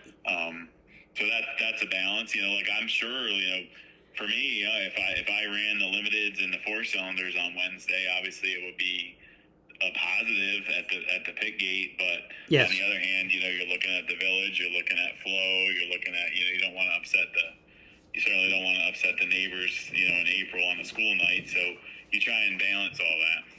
Yeah, that's that's for sure. You're looking for obviously less tire wear this year. Are you changing the compounds, or the tire compounds going to be the same? We're still running the same. We found a pretty good spot there with the 48 right front, the 48 left rear, and the 56 right rear. Maybe a little bit hard for the track with the new clay, but I've never heard someone complain for not wearing out a tire. So right, yeah. If we can make them last a little longer, good for us. It's worked well. The thing you have at Fonda is something similar you used to have at the 5/8 mile at Bridgeport. Is you're just turning so much. You're basically turning from 3/4 down the back straightaway all the way to turn 4. You have a short straightaway, and then you're turning again in 1 and 2. So that in itself creates tire heat more than tire wear. So running the harder tires does help. If we went there with a 44, 48, like they run it, like Utica or Afton or something like that, I mean, it would be blistering fast, but you're also going to just use them up just from the amount of time that you're constantly turning. That's part of being at Fonda is you're turning so much with the layout of the racetrack. So we're going to stick with the hard tires this year. They worked out well last year. We didn't have any supply issues. The Canadian tracks run the 56. They allow it at Bridgeport as well. So it's gotten to be a pretty common tire for American Racer to produce. So that's a positive for us too, as far as supply chain. Okay. And well, we'll have to talk that another day, because I've had some pretty smart people tell me that it's still too hard for Fonda, and they had a pretty good reason why that would make for better racing if it wasn't. But we'll take that on some other day. We'll see how this year goes, I guess, and see how it goes. I think the 53 is a viable option. A lot of tracks are going with that 44, 53. Right. But you need to make sure that you have the right clay to do that, because the last thing we want to do is drive the limited sportsman out. Oh yeah, with a tire bill. Right. Yes. So. Yeah. It's the price is enough now. We don't need to make them have to buy more. One final thing, Brad. The 358s. I know we talked about this in Charlotte as well, but a couple at Fonda. Obviously when you were setting out the schedule for Utica, they got 4, 5, whatever. I looked at the car count from Utica, and it was good. It looked like I had a pretty good idea. Yep. Yes. So, yes. It was good. We're doing. There's 2 on the schedule right now at Fonda. My plan is to include them in the Fonda 200 as well weekend. I just want to make sure that the first event gets off the ground like I think it's going to. I mean, I think that's just trying to be smart about it. Yep. The 358 deal has been well received by racers. I mean, it's still cheaper to run a Wegner, and you still have more horsepower, but people are buying into the 358 deal. And, as a businessman, I think I told you that the day I left Oswego and they had 100. Yes. Yes. As a business person, you can't not do it. The purse is, you don't have to pay. I think the purse the other night at Utica was in the 7,000s range. Mm-hmm. And our modified purse at Fonda is 14,000. Right. So as a promoter, man, if you can get the same people to come for 7,000 that are coming for 14, I mean, that's just good business. Yeah. So, and I think 7's probably pretty high, honestly. I think that 7, for what Jason paid the other night, it was the purse that I kind of set up, after talking to a bunch of different people. I think that's still on the high end for that division. So yeah, if you can get, the same, if you can get the Matt DiLorenzos and the Bobby Hackles and the, Ronnie Johnsons and those type of guys to come race for you for $7,000 instead of 14 from a racetrack perspective, it's a no-brainer. Do I think that it costs 50% to race a 358 of what it costs to race one of our modifieds? No. There you go. Yes. Would I personally right. 358 with my car? No. Right. But right now it's getting a lot of people to move up from the Sportsman. Right. It's getting a lot of fresh faces in the modified, and it's getting some different winners. I mean, I think I definitely have to give it a try. I think we've had really good feedback on that River Rage race at Fonda. The first one is May 14th. It's during the week. Yep. And, I saw some people, kind of hating on Utica Rome for the dates of the events. I mean, I picked those dates that were kind of lined up with Super Dirt Car Series races for a reason, because, we wanted to get the new guys of modified racing to a chance to go out and win some races and be competitive. And I mean, obviously Janzik won right off the bat. And, I think that's, our race at Fonda is the day after the Super Dirt Car Series at Georgetown. So you're going to have to be pretty ambitious to do both. So hopefully hopefully these races propel some new stars into the limelight and get them some modified wins on the 358 level. And, I think there's some potential for the 525. I'm going to allow it. I've allowed it for years. Roger Henning ran one at Fonda in 2019. Okay. But we're going to allow it. I'm going along with the set of rules that Tyler Bartlett put together for Can-Am. Him and I talked quite a bit, and we are going to go with forward that engine. And man, if we can get that going and you can race for $1,500 to win with that, it's almost cheaper than the crate engine. And the W16 is still out there with Wegner, and there's a lot of options for 358s. I think we all just gotta try and grow it together and try and stay close to on the same page, whether it's PA, New Jersey 358 racing, or what Dirt Car's doing, or what Tyler and I are doing, or Dominic's doing up in Canada, because he's pushing the 525 program as well.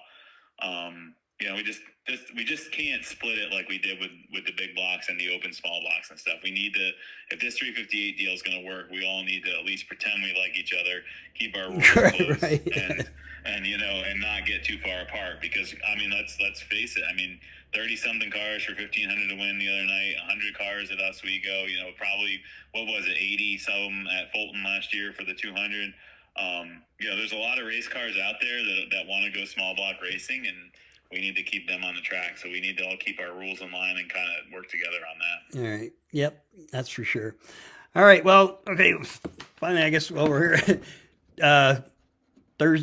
Wednesday night, 2 nights from tonight, 4,000, 1,200 to win for the 32 laps for the modifieds, 12 to win for the sportsman, 8-12 for the pro stocks, and I guess that's the big deal. And weather permitting, which I'm sure it was going to be, like you say, it's going to be great.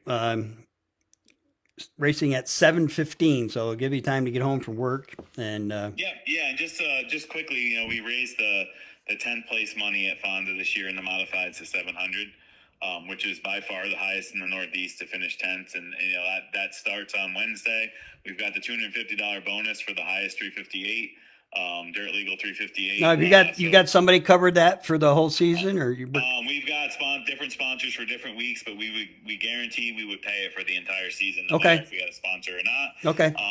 Alton and Carol Palmer, second to 10th, in the modifieds. And the sportsman, every single week, we're going to draw a name, and the recipient will be a $100 gift card to Nick Stone's parts trailer. So that's going to be every week, thanks to the Palmers and Jamie and Denise Page. So we're going to start that on Wednesday. Also, Jason Grieco's come on for Hard Charger for the sportsman and the limited sportsman. So those are just some bonuses that we're going to start handing out on Wednesday night, and they'll carry through the season. So we want to thank all those folks, and it's just a little bit extra money, and going forward. Yes, that is a great deal, and then that's all promoters are doing. The good promoters, the ones that are going to be around for a while, are getting some help from, well, lots of times just even big fans more than anything, and you need all the help we can get at this point. So if anybody out there's got you got a $250 you want to throw in for, because I've talked to several 358 guys that really perked their interest. Hey, like you say, if you finish 9th or 7th, almost $1,000. That's not bad for a night out, or compared to everything else, that's pretty damn good. Yeah, for sure. I mean, if you're a 358, team, and you come to Fonda and say you get 10th, right, and you're the first one, I mean, you're looking at $1,000 payday for 10th place at a regular show, and yep. I mean that's more than some tracks are paying to win right now. So, yep. I mean, I'll tell you, I've gotten great feedback on the 358 bonus. Yep.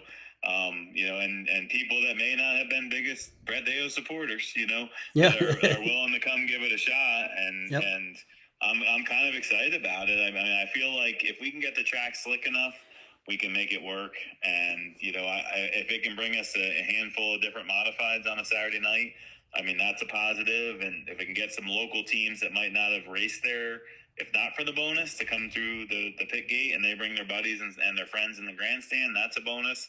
There's a lot of positive to it. I mean, that's why I said, hey, I'm going to commit to it no matter what, whether I sell the sponsorship or not. Every week we're paying $250 for the highest 358, and some weeks it'll have a name, and some weeks it won't. And well, it was before you came. There was back in the Rick Lucia days. We had a 358 beat the big blocks for like 2 or 3 years in a row. He was a champion a couple years. Matty D. He did very well with it. Yeah. He did, and I've gotten some names that are going to give it a shot, and some different it's different teams that are, right. are within 10, 15 miles of the speedway that'll be coming through the gate. So I think we had six 358s at open practice, which I thought was a really good start. Yep. Well, that's great, because I'm hoping for the days where we're going to have to run consies again for the modifieds. That would be great. Yeah, it would be awesome. We're excited for a new year and a fresh start, and I think after practice day, everybody feels pretty good about things at Fonda, and that's what we needed going into 2025. Right. Well, we'll definitely be touching base with you throughout the season. Wish Fonda and all the crew the best of luck, and the track certainly looks much better than it did last year at this time. So we're all. Yeah, no, I appreciate it, and thanks for having me on, and we'll definitely see you on Wednesday. That's for sure. Thanks so much, Brett. Yep, thanks, Ed. Have a good one. You too. Bye-bye. All right, let's get, whoops. And. There we go. Oop, no, I don't want to do that either. Nope. Hi. Got you on the wrong. You can switch me over. Yeah. I'll hang up. All right.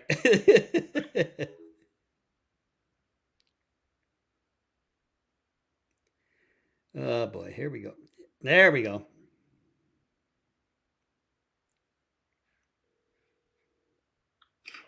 All right. Sorry, Matt.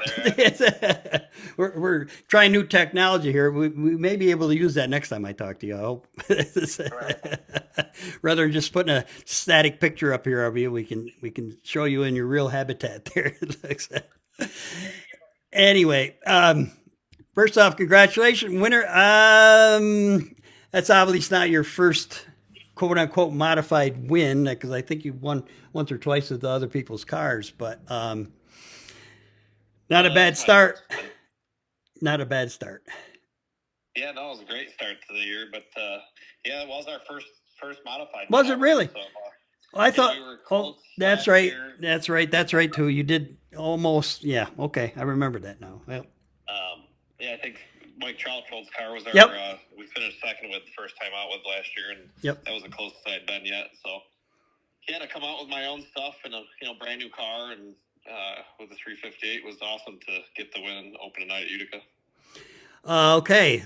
question number one, and I'm sure it's the answer because that's how we were talking about last time we had you on. 525? No, we actually had okay. a open spec head 358. Obviously, we talked a lot. There was a big article in Area Auto that was put out. Huge supporter of that program, and I'm, until some more tracks really adopt that program to make it legal around the platform. I don't have the money to put out there on something that I can only race at a couple racetracks. I think Utica-Rome, I think might allow them. I'm not really sure this year with all the changes, but I know Tyler Bartlett and I have talked a lot during the off season and the end of last year. So I'm just kind of sitting back a little bit, and I kind of made the big push for it to start to get people talking and about it, because I think it is the next, probably the next engine for modified racing to keep racing growing and making the classes strong. But for my program right now, we got just an open regular spec headed 358. Okay. All right. So it's a dirt legal spec head. Yep. Okay. Yeah. Cause sorry to get to you too late here, or so late, but, got to talk with Brett, about that. And, he said, he put it in the rules, and I know that Jason was going to keep with everything that, Brett had set up there for this year to allow those. And so did you race, was there somebody racing on Hoosier tires there on Friday night? Did you notice or no? Cause I think that was, well, it was a Hoosier race. So, all the races. I'm sorry. Will be on. Oh, well, so the races with the 358 at Utica-Rome will be following dirt car rules. So yes, legal spec head on Hoosiers. Okay. So you can't, all right. Like you say, with all these changes here. So so it is actually, that wasn't a series race, but. Correct. It was just following the dirt car rules. Yes. The teams that have the dirt legal spec heads, which is what those races were geared towards. Yes. Well, they already have Hoosiers. So to have to really switch, I think that was a decision Brett and Jason had made, before any changes at the racetracks took place, was to follow, kind of under the dirt car banner rules package and allow the 525 to run at both tracks. Okay. All right. So I guess I should ask Brett. I missed that. Whether you could run Hoosiers in his modified class, because he's got the 358s. He's going to run with them now. Allow them. Hopefully you guys have a chance someday to come up and run Fonda with it. He's paying that $250 bonus or whatever for the first. Yeah, I think on a weekly deal. That's going to be just American Racers. Yeah.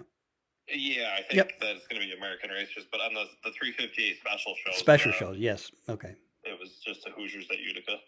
Yep. But yeah, because I had after talking with you, I talked to a couple of guys, and you're getting some, well, not you, but those of you that are looking at this as a possible option are getting a pushback from people that have just like the pushback from the big blocks to the big small blocks, I guess. Everybody's got them and they don't want to change, I guess. But dollars and cents wise, they look on that part. However, now the motor you got now, it's fairly new. I mean, this is kind of a whole new organization for you this year, right? Yeah, we built 2 brand new cars over the winter. Yep. So with a lot of help from Zelensky's Asphalt. Yep. With Nick and Kevin, they helped. We got a big small block to run the weekly stuff at Utica, and then we went in and bought another car that was a good deal that a team was selling out on, that we acquired a Billy the Kid big block. So we got that, and then I got a spec-headed 358, but I only have 2 cars, so it was like trying to figure out what we were going to do with the engines we had, and Utica-Rome being in my backyard, we decided to put the big small block in one car and the 358 in the other to race those, and then hit and miss some shows at Fulton and when time permits, and really focus on Utica-Rome mainly. Okay. Well, I mean, you're I don't think I'm wrong. Aren't you the winningest sportsman driver there? You're the go to the sportsman, right? At Utica? definitely. You've been pretty damn good. Yeah. I think I've won more races, in the sportsman. I think in any division, really. Or even like if you were to take the modifieds or the sportsman, I think Oh yeah. 80 something races or something I've won. I think at Utica Rome, and we've certainly had a lot of success, and I've made a ton of laps around that place, so I'm super comfortable there, and I just know the lay of the land there so well. Just between helping in Packer trucks at 15 years old and just making laps around that place, and any piece of equipment has really helped me. And we got a ton of laps there for sure. So you were part of track prep from time to time there over the years. Yeah, I think I've helped out. Right from the end of the Kingsley era.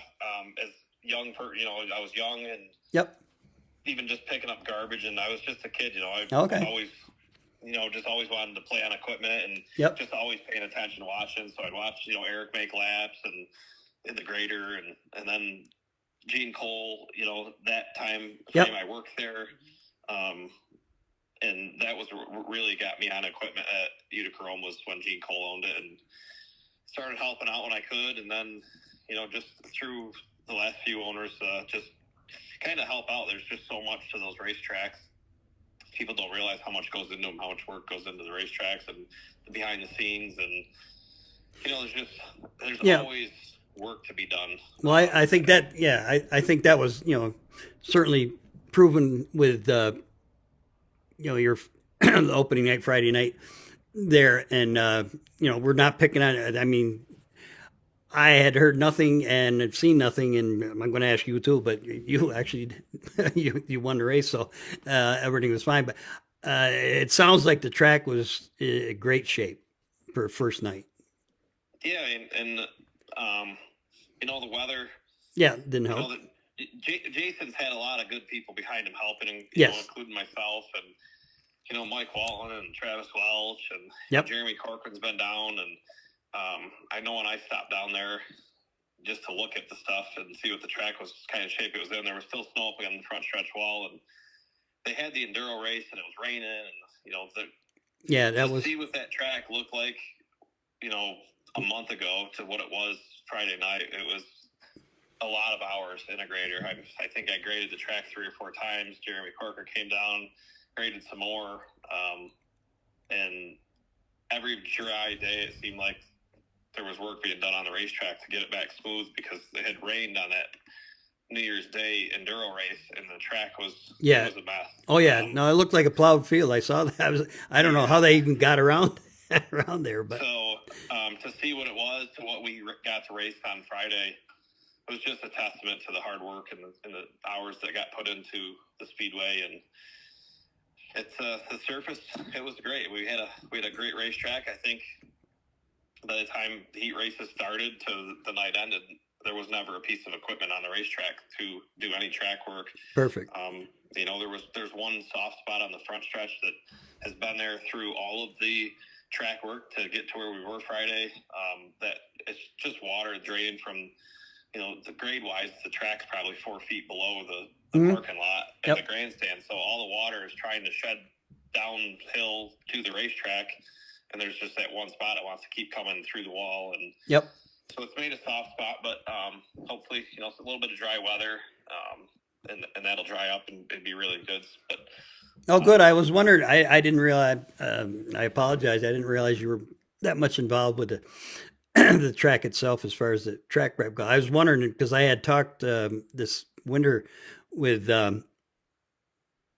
Jamie Friesen, and he said that Jason had reached out to him about possibly coming back. He did such a tremendous job there when he was there, but apparently that hasn't quite worked out. So I wondered, because I saw the track was in such great shape, I thought maybe he had snuck up here and tuned it up a little bit, but it sounds like you guys did a great job on your own. Yeah, everybody's kind of worked together. I did a lot of it to get it close, and Jeremy came down. It was the big thing to find somebody to do it weekly. Yes.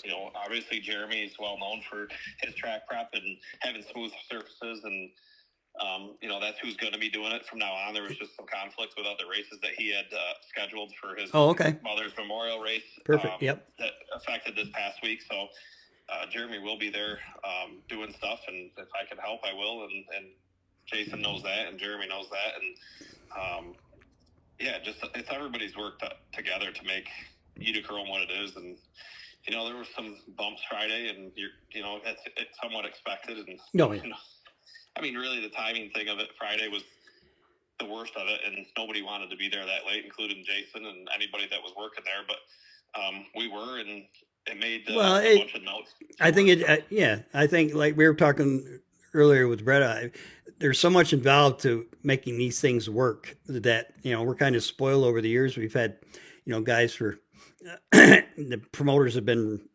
running these places for, a lot of years. Probably Utica is one of the ones that has a little more transient owners, I guess, if you want to call it. But how much goes into putting on a show every damn week? It's work. And it's a tremendous amount of work that I think, some people might not even notice. I mean, there was buildings got moved, 300 bleacher boards got replaced.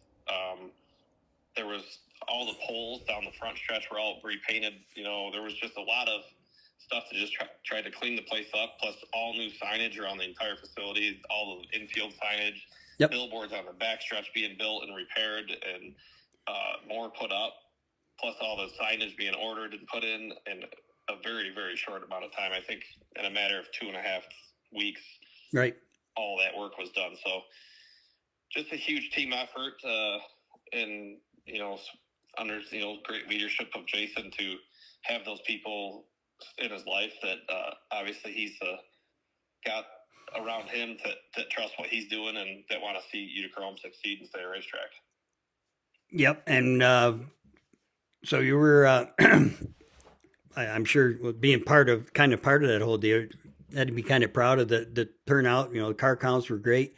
Can you see this 358 class being, a viable thing down the road? I don't know if it's going to replace the whatever we got, either big blocks or the big smalls or whatever it is. But cost factors is what's turning us around again. I don't.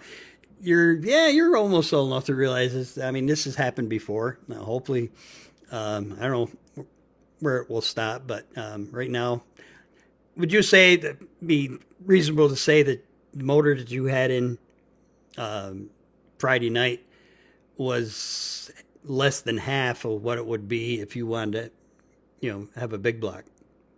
Oh, for sure. A good big block package. They're spending over $60,000 for a new engine. It's not to say there's not used competitive engines out there, but the problem. When you're competing with some of these teams that they're just out buying brand new stuff. It's the new stuff and technology is part of it, but there's so much more to it that I think the benefit of the 358 racing is years ago when Dirt put in the rev box rule for the blocked MSD box at 7600 that made the engines last a lot longer. Yes. The biggest thing now, I think, that has evolved over time and is like maybe the fuel. Like, I don't necessarily agree with the D109. I think it's harsh on these engines, and if they ever talk to some engine builders, like, I won't run the stuff. It makes power, but it's rough on motors. You talk to every engine builder out there, and they all say, if you want to spend more on your rebuilds, go ahead and run it, because it's just tearing stuff up. And I don't know exactly what it is, but I know it's something to do with the oxygenation. I'm not a fuel expert by any means. But, I don't have the money just to waste it. If I can be competitive, not running it. That's what I'm gonna. So you're saying you're saying it runs. Excuse me. It's more expensive and it's supposed to be better, but in the long run, it's not. Is that what it makes more power on the dyno. Okay, gotcha. Yep. So, but I think racing is starting to gain some traction. You see a lot of nice cars out there. There's some small things in the rules that I think would help the class for safety stuff. I mean, I think these cars weigh too much in the small block and the sportsman class. You know, back in the day, people were putting lightweight stuff on, so they refused to change the weights because of money costs, because to stop people from buying the lightweight stuff. But that's really all they make now. So Yeah. Even that 358 car, I think, had over 100 pounds of lead on the thing, and there's only so many spots you can bolt it, right, and be safe doing it. So you were basically saying that you can run the same lightweight stuff that you run on your 602 with the 358. I know the guys said they couldn't feel as though they would last with a big block, with the. Yeah, the rear ends mainly is the stuff that's different from a big block to a crate sportsman or a 358. Like the 8-inch stuff from Winners Performance. Mm-hmm. That's what we ran in our crates. We can run that stuff in the 358 too, but that stuff wouldn't hold up with a big block or a big small block. It would tear it apart. But the rest of the parts, like you got the rotors and the brake system and all that stuff, these half steering boxes that they make now. So they've cut so much weight out of these cars with just making better components, and that's all the manufacturers offer. So gotcha. I think the weights are very high in my opinion for from a crate sportsman, even to the big blocks. Right. Yeah, because like you said, and I've talked to big block guys that have said the same thing as far as, they got to add. It seems crazy to add weight to a big block, but that's how light everything else is, I guess. Well, I know like how much lead I have in my car. Right. Look at, these kids now. I mean, I think I'm getting older. I'm 41 now, and oh hell, you're an old man. And some of these kids, they're crazy. There's 12-year-olds that are 85 pounds in these cars, and I've got 120 pounds on them. Yeah. So, like, where are they putting this lead on these cars? And like I said, I know I have over 100 pounds of lead on my car. So. Yep. It's amazing. Yeah. Well, it's technology, I guess they say, but in the long run, you just think that they're not as durable, I guess, as the old cars. Or that's why we're getting these smooth tracks now, or kind of like asphalt. So you get a rough track in the beginning of the season like this, and everybody seems to think that the new lightweight stuff does not last. It can't take the rough tracks anymore, so we need the slippery ones. I just think, as from a racer, I just think it makes for better racing. I don't know if it's durability, but okay, there's a couple, like better racing. When you could have a couple grooves. I mean, you look at the racetrack that we raced on Friday night. There was a bottom that was challenging to get to, but there was a bottom there. There was a top there, and it was slick through the middle. So it made for super good racing. It wasn't hard on the race cars. Hitting holes, and the shocks, I think, are probably some of the more delicate pieces on a rough track that it all costs money. So the more affordable you could make racing, like the longer it's going to survive. You're not hurting the motors as hard. You're not working them as hard. And that's what keeps the people coming back to race, if they can afford it. So the slipperier tracks tend to make for a little bit better racing, and not necessarily a horsepower advantage if you have more power. Absolutely. It kind of evens the playing field out and just makes for a better race for the fans to watch, with some slide jobs and some handling, setup stuff. And for people that weren't there, you did not start on the pole, did you? No, we redrew seventh. Seventh, okay. Kind of picked our way up through, and so I would have liked to dice it out with Mark and Charlie. He was leading, and he ended up pulling off with some sort of issue, so that was too bad. And it would have been fun, kind of going back in the old days, racing sportsmen with him and Rocky, and I didn't get the opportunity, but Bobby Hackle, we restarted next to him and kind of raced with him for a few laps, and just like I said, I think a lot of my experience at Utica certainly wasn't expected to go out and run as well as we did. It was unfamiliar car, unfamiliar engine. We've built new Teals every year, and I think we've won every race on the first race with every car we've had since 2021. So we kept that tradition alive with this car as well, and even though I got a lot of laps, people said they weren't surprised that I won. Friends and competitors that I've raced with and sportsmen. They're like, I had money. I needed to win. I knew you were going to get it. And I'm like, there's a lot of good cars. There was a lot of great competition there. And I just was looking to have a good run, and I put a lot of pressure on myself to, it's my home track, to do good in front of my family and friends and that are all down there. So it was pretty darn cool to come out on top. And I noticed, I noticed it today when I pulled the picture off the website. You have a little bit extra hardware connected to the radius rods on your car compared to Hackle, which I see is on the other side of you here. Is that first? I guess it must be legal. I'm sure you went through or tried to pat, and again, it's probably something that somebody's tried years ago, or is that something? I don't really know. It's just something. Matt Hearn and I talked over the winter. I think this is we ran it all last year. And did you? Oh, okay. All right. Okay.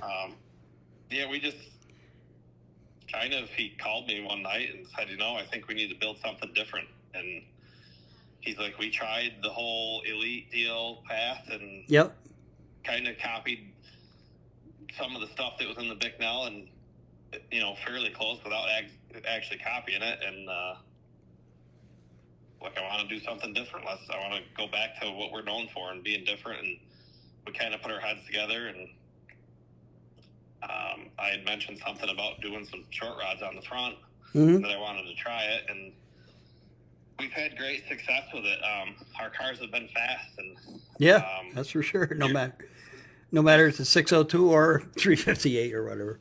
Yep. Yeah, there's more cars than mine out there that have them that aren't TOs too. So there's some of them out there that people somehow acquired them or copied them off of a picture like that you have up, and they're running them on other manufacturers' cars too. So I haven't noticed. There's more and more, and I actually had somebody reach out last night asking about those brackets and the length of the rods, and I told them if they wanted them to call TO, maybe they'd sell them to them. Well, there's no better flattery than copying, so I guess that's it. So, you're obviously work for you. That is for damn sure. And I wasn't shocked at all to see Jancic picking up the win at Utica. That's for sure. Did you notice a lot? I mean, obviously, like I said, you had Trottro's car last year, a big block. That was a big small block, or that was probably that was big small block. So which is the next step up? But is it? I've had drivers tell me that have gone, from either big blocks or whatever back to sportsman, and is it a lot more fun with a 358 with that little more power that you can get yourself out of? Yeah. It's a lot. I feel like it's almost easier to drive. I've said that before. And you see people like Zach Welch and Travis, his son, and they've got a 358, so he ran both classes. I think that's unbelievably hard to do. I've done it, and it's not easy, especially if you run the modified first. So yes, I just a little bit more power, a little bit easier to get out of trouble. If you're in a little trouble or a little tight, you can kind of squeeze the throttle a little bit and drive out of it a little bit easier than a crate. But I think the success I've had in crate racing has helped me as a driver to just be a lot smoother and make my cars better. So that's strange because I'm going to transition well into the modified deal because I had good momentum and a lot of the small stuff that you have to pay attention to detail with the crate car to be at the level that we were running at. I think is going to really help in the modified part of it as well. So I'm really looking forward to this year and really giving it everything I got for Utica. I want to really get one with the big small block. Yes, well, I'm not a betting man, but I'd put money on you any day. That's for sure. This year, that's for sure. But it was funny because I had a conversation with Dave Camara last weekend about he went, of course, obviously was modified champion at Fonda in Albany, Saratoga. He's run big blocks and small blocks, and came back after 12 years off with the 602, was having fun.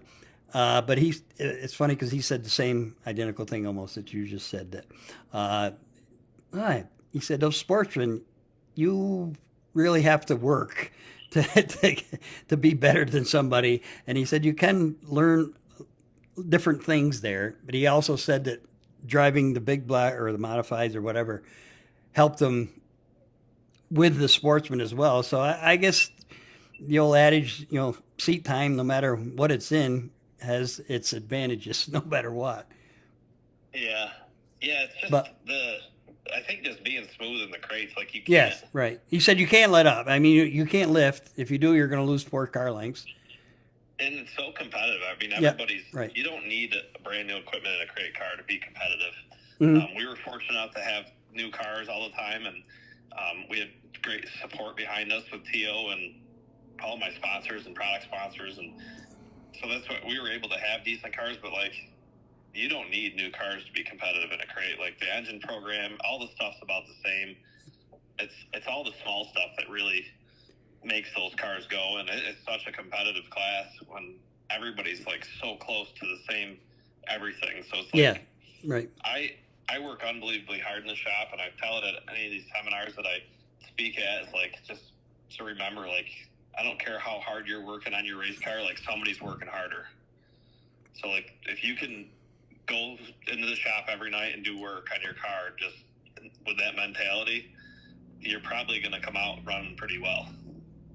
Yep. And so you think there's still a little, because that's where we're going here with the 358s, whether to go to the spec, whether to go to 525s.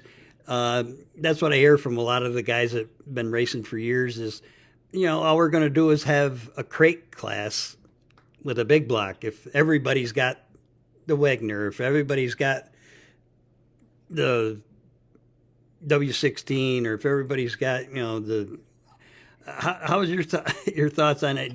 There's still. I don't feel like any engine should be obsoleted. Like, I don't want a 358 spec-headed motor to be thrown under the bench because this $15,000 525 is a dominant engine. Like, I just hope that it can be an alternative that is 100% competitive for the people that can't afford a $40,000 spec head.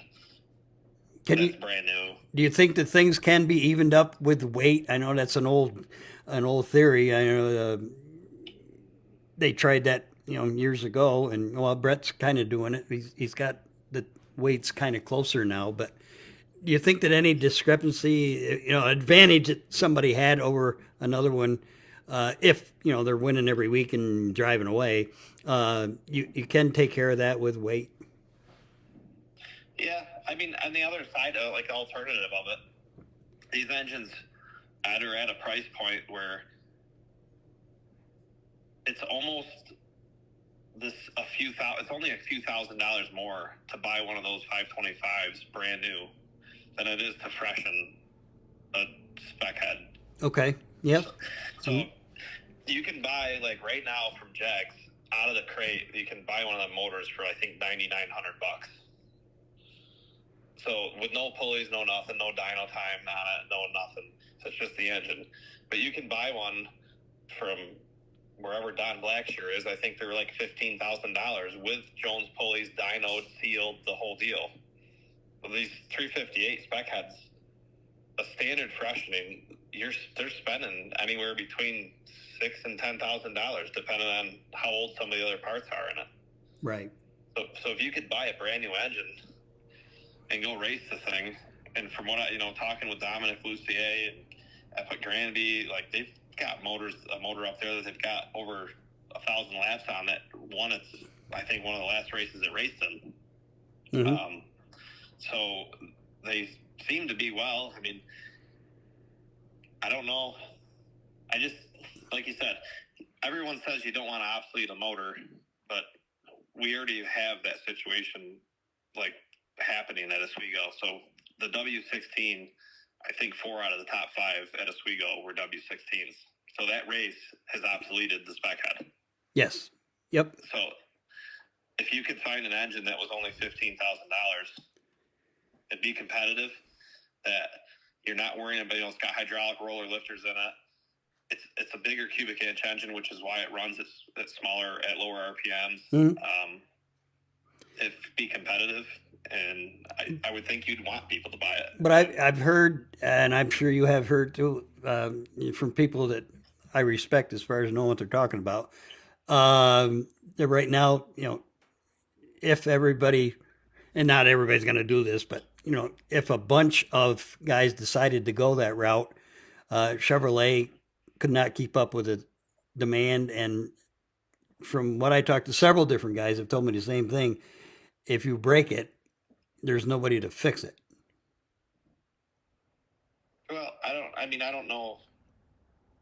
know the parts availability, but as far as fixing them, like Dirt Car already has verification shops for the 602 program or the 604 program. Yeah.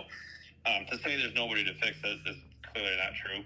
Okay. And as far as the parts availability, I know that there's series down south in the asphalt that are running 525s. That's how it kind of got brought to my attention. Okay. As well as out west. So the engines are out there. Obviously, the 602 and the 604 is a little more prevalent. So obviously, General Motors, I would assume, would be producing more of them because they're selling more. So initial demand could exhaust the resources that are out there for them. But if it was planned, I'm sure that General Motors would just start making more engines. Right. And your sponsor just chimed in, Billy Whitaker. Said anybody running a 525 that you know of? Well, I think Tyler Bartlett and Ryan, I think they've purchased one and have it for Can-Am, so it'll be interesting to see what they're doing. Okay. Aside from that, I don't know, other than I talked to David A. Bear's crew on Friday, and they said I think that there's 8 or 10 teams that have purchased them up at Granby. So okay. Yep. Sounds like they're transitioning quite a bit up there to the 525. Yep. Yep. Obviously, there's people talking about it because I've heard your name mentioned in negative terms, I guess, for trying to make this thing work, I guess. Yeah, well, he's pushing it, but he's not running it. So, whatever. Yeah, there's logic behind why I'm not running it, though. I yes. can't invest it. Right. No, I get you. I get it. Yeah. Run at other tracks. So, yes. I think once the hand is forced, and yes, which I think it will be this year, probably to go into next year, I think you're going to see a lot more of them. Great. Well, anything is going to be less expensive. I mean, that's, nothing's cheap, but less expensive is good. And I know I've been around 40, 50 years here, and I've seen it cycle. Go from the 358s, the big blacks, and then the 602s, and then back to 358. So it's a normal cycle, but as full circle, yeah. As prices change, like I say now, like you said, and again, I did talk to one competitor who's been doing this 358 deal for all of his career. I don't believe he might have had a big block way back when or whatever. But anyway, and do it very successful, winning races, still winning races, won races last year. He said, the problem with these younger guys and different guys, he said, they all think they have to have new. You don't have to have new to be competitive in the 358 class. And you just said that, I think. He said you don't need to have a new. He says, but the majority of today young kids really don't know how to put it. He said the only thing that saves him, and he can run for the smaller purse and run a lot of races. He runs close to 90 races a year, I believe, is because he does his own maintenance and has kept up. He said he's never owned a new motor in his life, and he just thinks that people are talking themselves out of this sport because they think they can't afford it because they think they got to have all new stuff.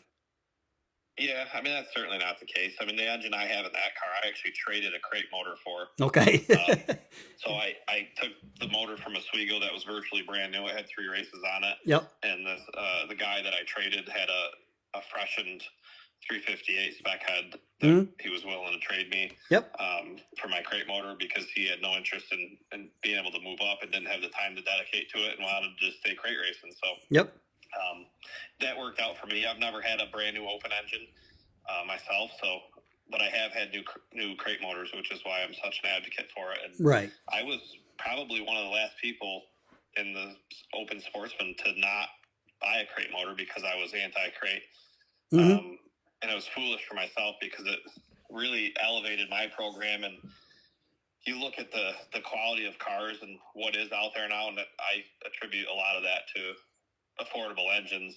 Yes. Oh, yeah. People to invest money in their cars and put new bodies on them every year. Yep. And get them lettered up to look nice. I feel like the field of cars now from when I started racing, and I know how I started racing to what we have now. When you look at the cars on the racetrack, it's like, man, look at all these nice looking cars. Like people have put money back into their cars, and that transitions into better racing as well because nobody wants to go smashing on their car when they've got all these brand new parts and new bodies. And so it's a tough balance point. Like you hear it all the time from track promoters talking about balance and everything with what is the right thing. And a lot of people don't like change. And, I think that's where we're at with this 525 deal. Yes. I'm a huge supporter of it, not knowing how well it will be at every racetrack. But I also know how the W16 only works at certain racetracks. So that's why it's not an alternative option, because it's not an option at Fulton Speedway, for example. Correct. It doesn't perform well there against the regular 358 class. So, but at Oswego, it's preferred. Like that's what has won the race, I think, the last 3 years is the W16. So, most of the guys that I know the bigger team, there's not too many of those bigger teams anymore, but the few that do, they all have a W16 that they only use once a year.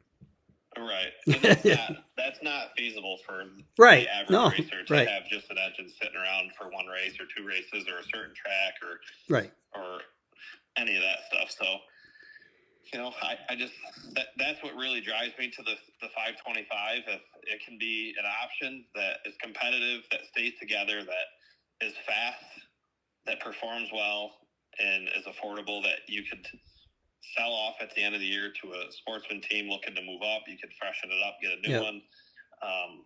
So the horsepower numbers are close to that, and what you're driving right now, the 358 spec. From the research that I've done, I guess they're right in par with a regular spec head. Okay. Horsepower and torque. They don't turn the same RPM though. Like, so they turn 7250, and that's like any more, they're not going to stay together. Gotcha. Which is what people talk about years ago. I think it was 12 years ago. They tested, but the pistons were different in them. They didn't have ARP rod bolts. Okay.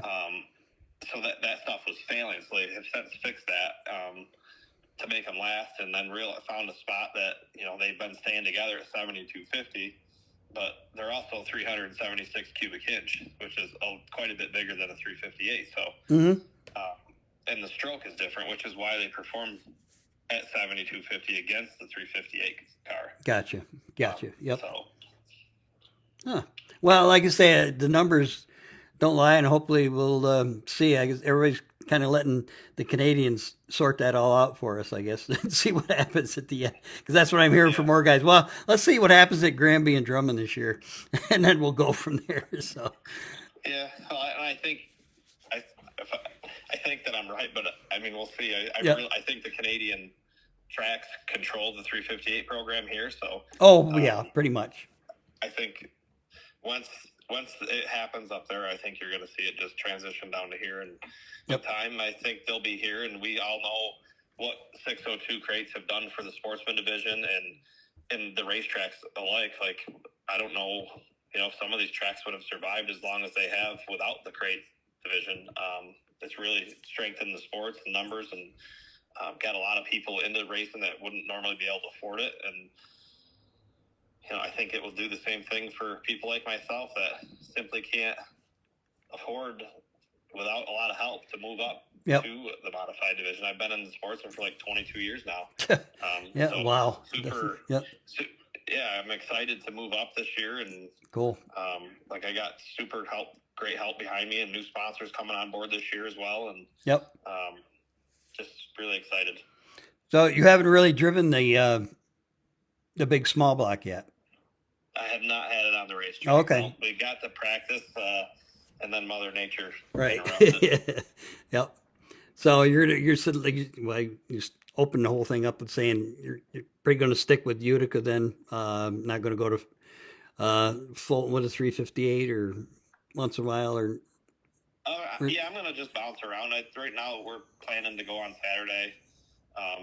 The high bank hold up is on Saturday, so we're looking to go support that race and good. Just race when I can, and I don't want to break the bank either. You know, it gets expensive with tires and fuel, and my main focus is Utica Rome and you know, my home track, and do what we can there and play around with 358 for the few races that they're going to have there. They've got, you know, other things they're still working on there, which is there's so much work going on that you just won't even believe, like, with just putting more races together. I think they just announced that they're trying to put a fifth 358 race on the schedule. They got VP Racing Fuels involved now, and there's all kinds of stuff that they're working on for a mini point deal for that. So that's exciting. You know, they're good talking, like, there's blacktop crews coming in. Like, it's just incredible the amount of work going on at that speedway behind the scenes, and you know, working on the sound system, got speakers repointed. There's just all kinds of work going on. So it's exciting to be part of it. So now you're still working your full-time job and help. When do you do this at night when you're helping these guys? It's between my full-time job and then, you know, our business, we have the screen print embroidery and sign business. So oh God, I didn't know that. Okay. Well, hopefully the wife we can work on a lot of that.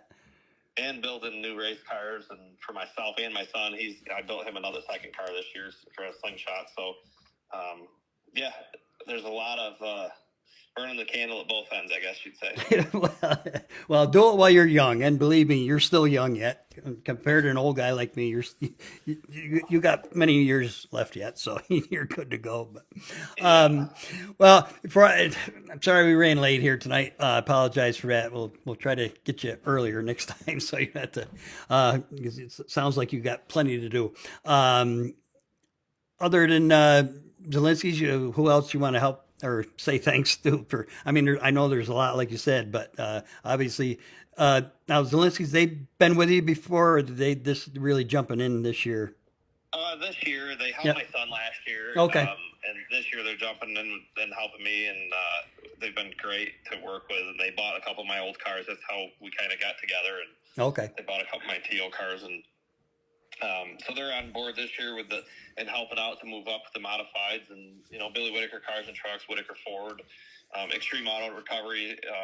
Joe Boss came on board this year to help us out. And Todd's Body Shop has been supporters for years now as well. Him and his wife have been fantastic. And, you know, Tom Juno from Power Steel and Velocita Racewear, VA Headers, and Barron's Performance, Joe at Precision Hydraulics, you know, Micro Armor. We've been working with that. You know, with their lubricant products that they offer, and we're also a dealer for them. So we're pretty proud of that stuff. And Yukon Electric, and, you know, shout out to my business with Finish Line Designs, and with my wife, and my kids, and just, you know, our deal's a family deal, and we spend a ton of time in the shop, and my wife puts up with an awful lot of this whole racing stuff, and Mike Richmond runs his team out of our shop, so there's always somebody in the shop. It seems like the lights are always on, and I'm just trying to help the sportsman teams moving up and out of the slingshots into sportsmans, and the other sportsman teams just answering phones and calls and people wanting help, and just certainly a lot that my wife puts up with. So I ultimately have to thank her for dealing with it. Yeah, well, all racers' wives or girlfriends or whatever, certainly, as we all say, if mom ain't happy, nobody's happy. So God bless them all for keeping you guys going. It sounds like, well, I appreciate you even, you know, taking a few minutes out of your busy schedule to spend time with us. Well, I'm sure we're going to touch base again with that. You get that first modified win. Big black. What are we going to call them? I don't know. Full modified, whatever. The next day, they're called 358 modified. So, you know, and some racetracks call it a sportsman modified. So, but this certainly isn't your first time in victory lane at Utica, and it certainly won't be the last. So, we'll definitely touch base with you again when you move up that other. Then you'll have a win at every. I don't know. Do you ever won in a slingshot or? No, Never. never Okay. actually. I started in a sportsman. I think I was 17 years old. Yep. And it was like a childhood dream. So I've never Okay. gotten any other car except a sportsman. And then I did drive I drove a pro stock once. I don't know what year it was, but Glenn Forward, I hounded him. He had 2 cars. Okay. I said, man, I want to drive one. That things look fun. And he had a coil car, which was back then pretty rare. They didn't really have them. Yep. And it was a 3-link deal. So I was like, I want to drive that thing. And we ended up winning our heat. And then I got something broke in the feature, and I ended up having to pull off. So. Well, it's always great to talk to you, and we'll keep on pounding on this 525. We'll keep our eye to the north and see how they keep going. I mean, on paper it sounds like an answer to a lot of questions and problems. Yeah. I just certainly an alternative. Yep. Well, you're getting on. See your spot. Everybody's checking here. Travis just said he has a picture of you in a slinger. Yeah. The video. He tried Okay. to get out of it. I got in Dave Dickey's kid's car last year, and I couldn't get out of it. Oh, okay. Yeah, it was quite funny. All right. Well, it's always great talking to you, Matt, and keep it going. I say we'll definitely be touching base with you throughout the rest of this year. That's sure. This is not going to be the first checkered flag. That's for damn sure for you guys. Glad to see you get that first one in the books, and best of luck. And I got to get a hold of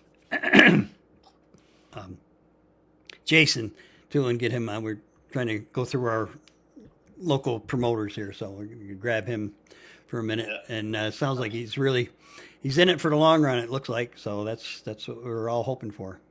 Yep, absolutely. All right. Good night, Matt. Thanks, Ed. Yep. Appreciate it. Thank you. Good night. All righty. We did it.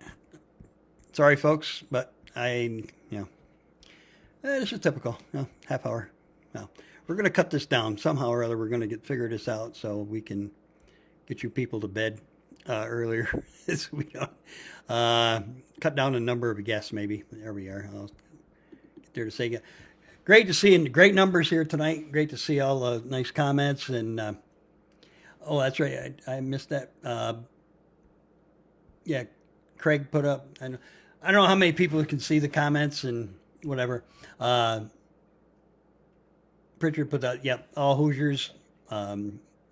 You can't run the American Racers on the 358 specials.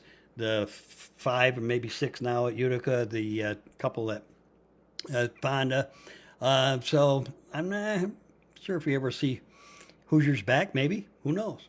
But yeah, that makes sense. I don't know where I was going with that, but and also Bonnie Mortensen from Niska said that Niska's paying $75 to the 12th Niska member crossing the finish line in the Jack Johnson race on Wednesday. So there's an extra $75 whoever finishes in that lucky number 12 on Wednesday night. See you all at the track on Wednesday. Get out, support our local racetrack, and just come from work and go and buy your food there. It's because they all need backing, and can't wait for Wednesday night.